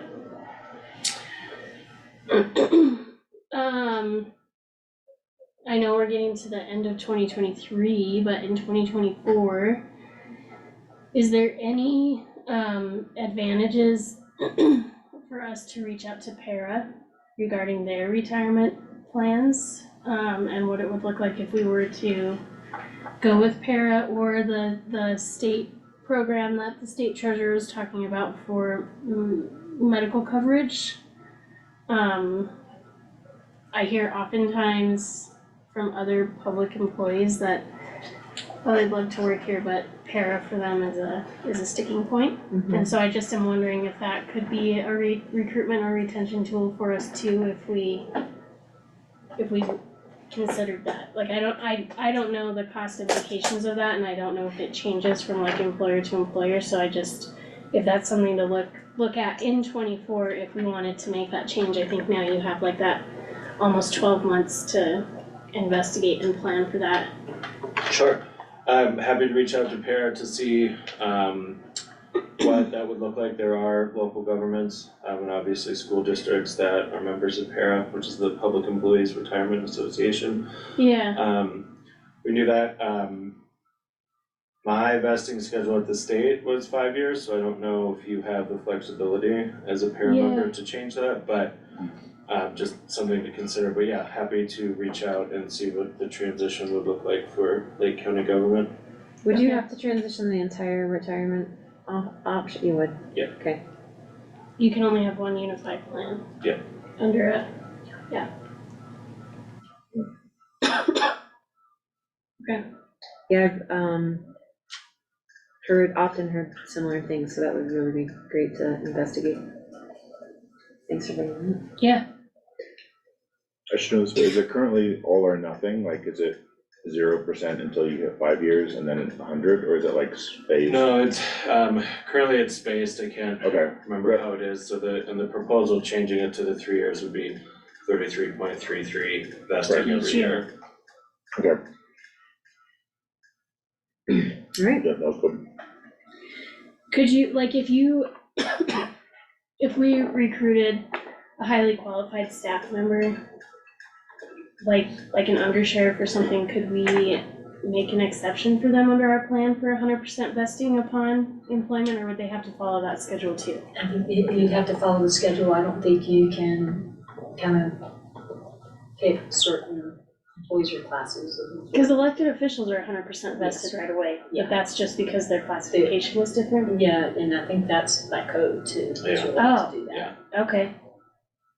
I just wasn't sure if you could like with those specialized positions, if that was the thing that you could.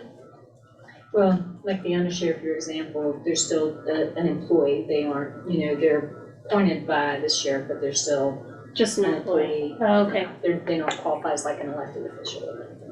Okay. All right.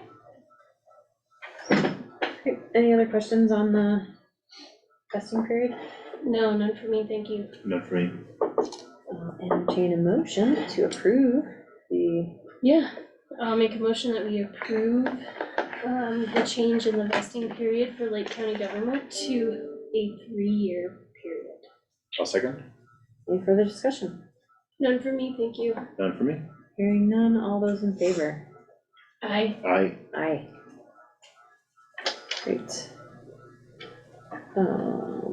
Okay, and last item of business, discussion and consideration of legislative changes to mill certification and final adoption for 2024 budget. So we have new timelines from the state, new deadlines for approval of our budget and mill certification. Tim, do you wanna go through that just a bit? And or, sorry, I don't have the dates pulled up. Sorry, the CCO didn't come across right. So we had originally scheduled Lake County government's budget adoption for December 15th.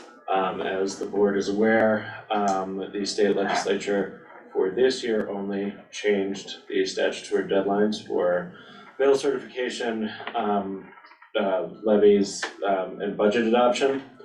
So Assessor Wadsworth is out today, but it's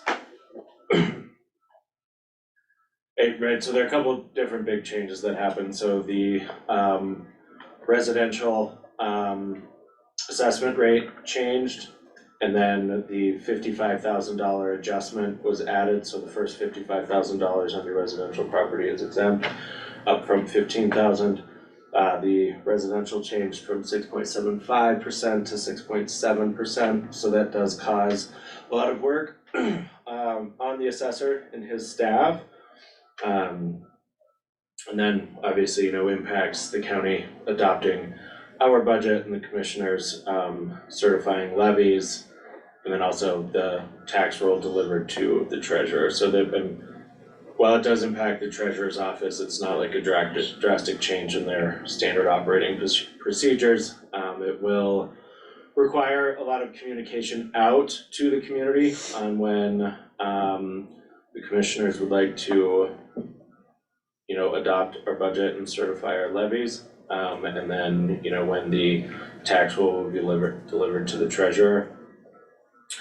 From the assessor's office, the more time they have, the better, especially given everything that has transpired over the past 2 years in the assessor's office. So the assessor and his team, Assessor Wadsworth and his team, have worked really, really hard to get everything correct and right. This changes it again.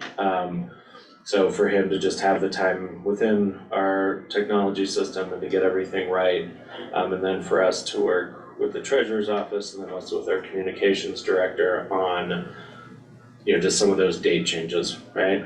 And then also for my purposes, and then finance office staff, when the commissioners would like to adopt our 2024 budget, which was currently scheduled to be next Friday. And I can say, the certification of values from assessor to local governments, current deadline is 12/10, new deadline is 1/3. Local governments submit levies to commissioners, current deadline is the 15th, new deadline is 1/10. Commissioners certify levies 12/22, new deadline 1/17. Tax roll delivered to the treasurer, current deadline is January 10th, new deadline is January 24th. So we have it into January to do some things. Okay.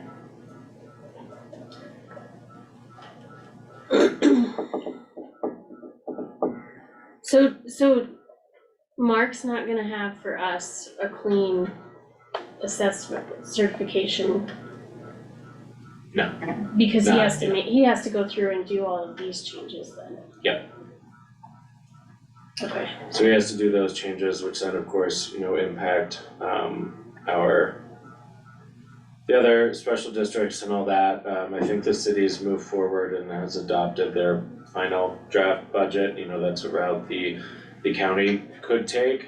It's not like we're going to, this change isn't gonna be, drastic or drastically alter the budget that has already been presented to you.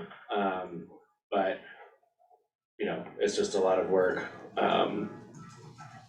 And then of course, pressure from the governor's office on your authority and decision-making capabilities, so.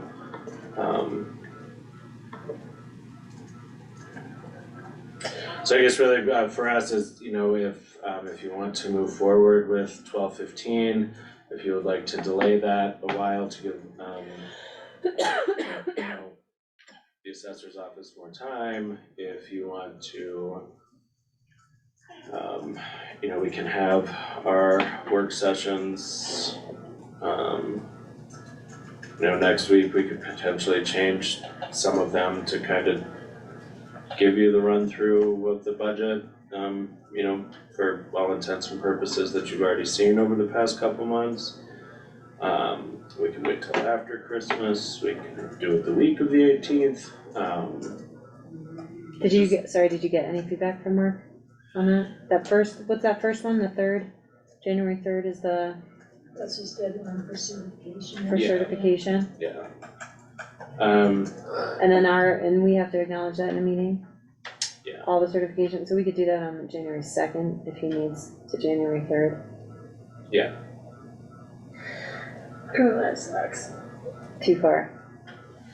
No, I don't know. I don't have any problem like following the timeline, like giving ourselves the time to have as accurate information as we can out there, because like the last thing I would wanna do is pass a budget with revenues that are like much higher than we would expect from a revised assessed value or certification. And I think that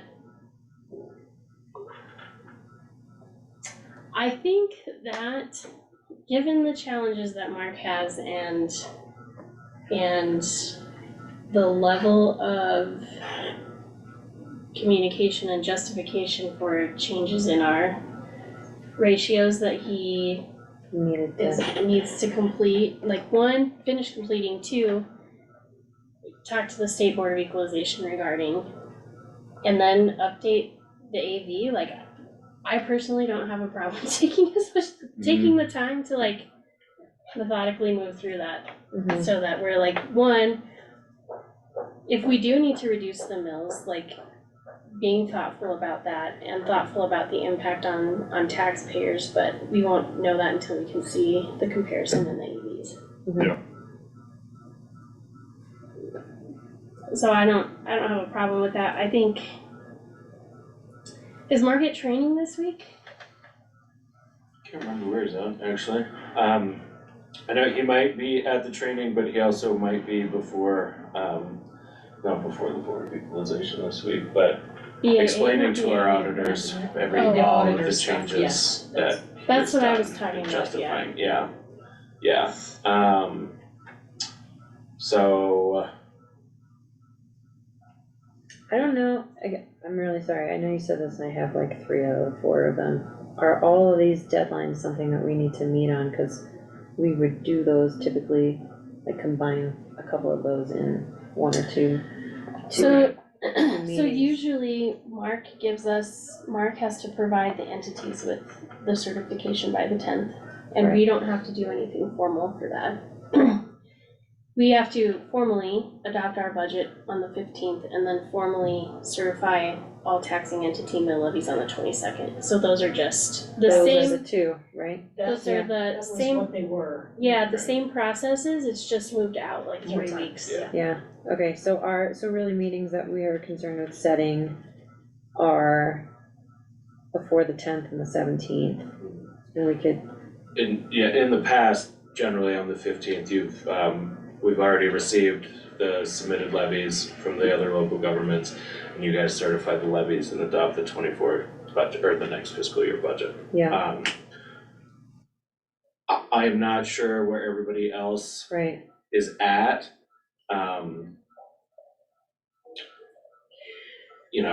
Hopefully all of their districts and associations have been paying attention as well. Locally? Yeah, our other local governments.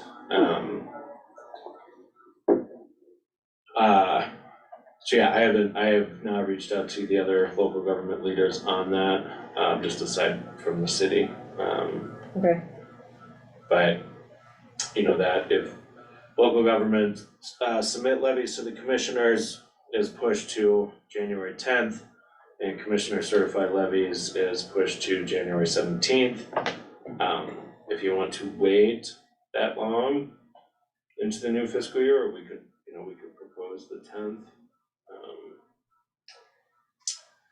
Essentially a month delay, if you will. I mean, give or take a few days, but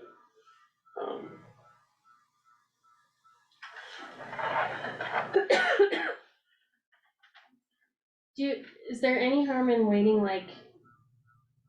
even if we push it out like a week, so we can kind of understand where Mark's at with? my suggestion, you've got the deadlines, so as long as you just have to meet those deadlines, I think you can do it anytime before those deadlines you want. Yeah, totally. Yeah. Just, yeah, if you have any guidance, right, like if the 15th is off the table, we need to let the public know, and then the other taxing entities know that, you know, and then Do you feel like here's we the new need timeline, that and time? within that timeline, we will meet Yeah, our obligations, cause everything that we presented in terms of Lake County government's 2024 budget, you know, it has been posted, is up, on the website. We're receiving feedback from folks, so, well, we received one comment, but I am fine with pushing. I don't feel like we're at a point where we're ready to adopt a budget on the 15th. I totally agree with that. I think, yeah, need more time for all the things we talked about, plus with the final updated, or I guess not final, I mean, yeah, revised numbers on valuations and everything that flows through from that. Yeah. We'll have to do like basically like another kind of scrub of all the supplemental stuff that we've been talking through. And then I think we also have some work to do to think through, yeah, like mill levy reduction, what the 55K is doing for people. Yeah. And and anything else we want to consider. mm-hmm, I was looking, I say on that point, I think given the sort of pressure campaign from the governor and other things out there, it might be good to try to, I don't know if it's like a statement from us on what we're considering, without, we don't have to put numbers on it, but like sort of just some response. And I've definitely gotten, you know, I mean, it might only be a handful, but you know, some questions on what we're doing. mm-hmm. Yeah, me too. So I think Same. we could try to craft something about what we're thinking. The menu. Yeah, menu Options. of options. Yeah. And I wouldn't be opposed to pushing back a little bit on the governor's framing and stuff. Mm-hmm. Yeah. Agreed, and also we keep, or I don't know if we forget about it, but the, like, pushing out promotion of the existing tax relief programs. Yeah. We need to kind of get that. Did we get that to the treasurer for printing? We this is Sarah. Sorry, can I interject? Yes, please. Yeah, I've been talking to the treasurer's office about the insert that we will include with people's property tax bills. So we Okay. have until you certify the levies to finalize that language for the printing. So basically, whatever day you decide to certify the levies, we would want to know any, we can put the senior and veterans tax exemption in there because that's obviously an evergreen program. But if there's anything else that you decide to offer, we can put messaging about that in the insert. Well, just the state, I think 3 programs would be the state program, and then referring to like the local programs ongoing with C4 and repair and full circle Yeah, that are existing, we could add those. yeah. I mean, if we do, sorry, good. If we do a short statement on like what our kind of structural philosophy is, we could include that statement too. Mhm. I mean, I don't know if that's allowed to put out county press releases in tax mailings, but No, I think we can. I think we can put saying, it like a letter, Yeah. a letter to the Let's- commissioners or let's find out. whatever. Yeah. I don't think there's anything wrong with that, for sure. Yeah. Yeah. I think, and Sarah, I don't, I guess we can start with perhaps a press release this afternoon. Or tomorrow. About the dates. Yeah, I think about the dates, but then the discussions the commissioners have had on the mill levy, rental assistance, deed restrictions, just, housing in general in our community.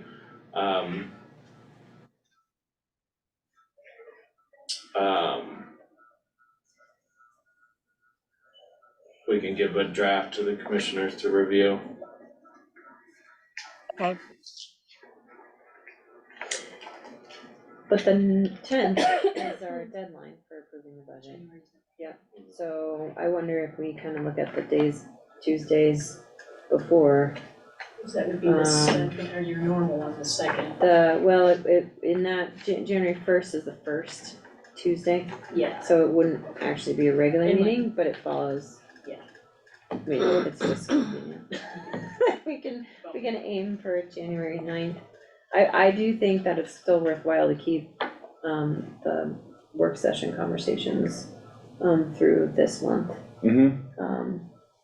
And I'm not sure that, I don't know if you need to do this or not, or take formal action on, when you open the budget on October 13th, so you said to a December 15th for adoption, so I don't know if you need to change that, or that Lake County government budget will be open up until January 10th, 2024.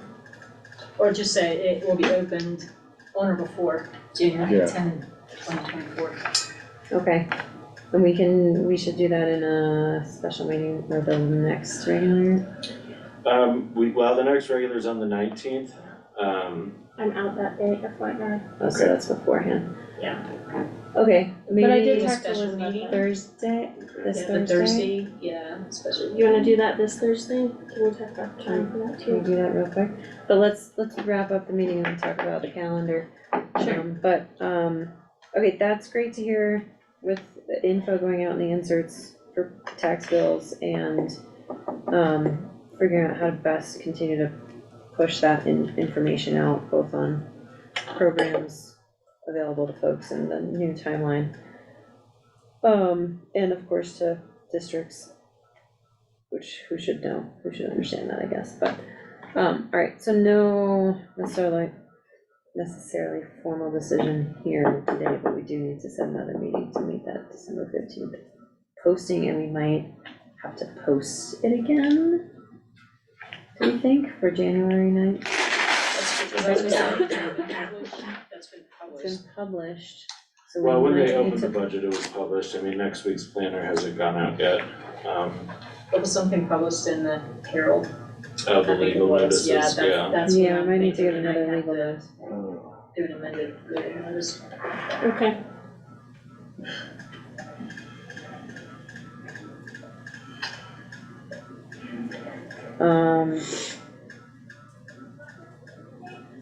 Alright, so in a special meeting that maybe we'll set up for this week, potentially, we'll make some firmer decisions and make sure we get posting out. Alrighty. Anything else on this agenda item? No, before I we don't think move on? so. I don't think so. Tim, any, No, we can, adjust the notification in the Herald, make an amendment to it, work on a press release, and, when Mark is back, kind of figure out his preferred timeline, so everything's accurate and right. perfect. Thank you, okay. Alright, and we have our consent agenda left. I'll entertain a motion to approve the consent agenda. So moved? Second? Assuming no further discussion, all those in favor? Aye. Aye. Aye. And that concludes our meeting this afternoon. We will adjourn at 2:51. Thank you so much. Thanks, guys.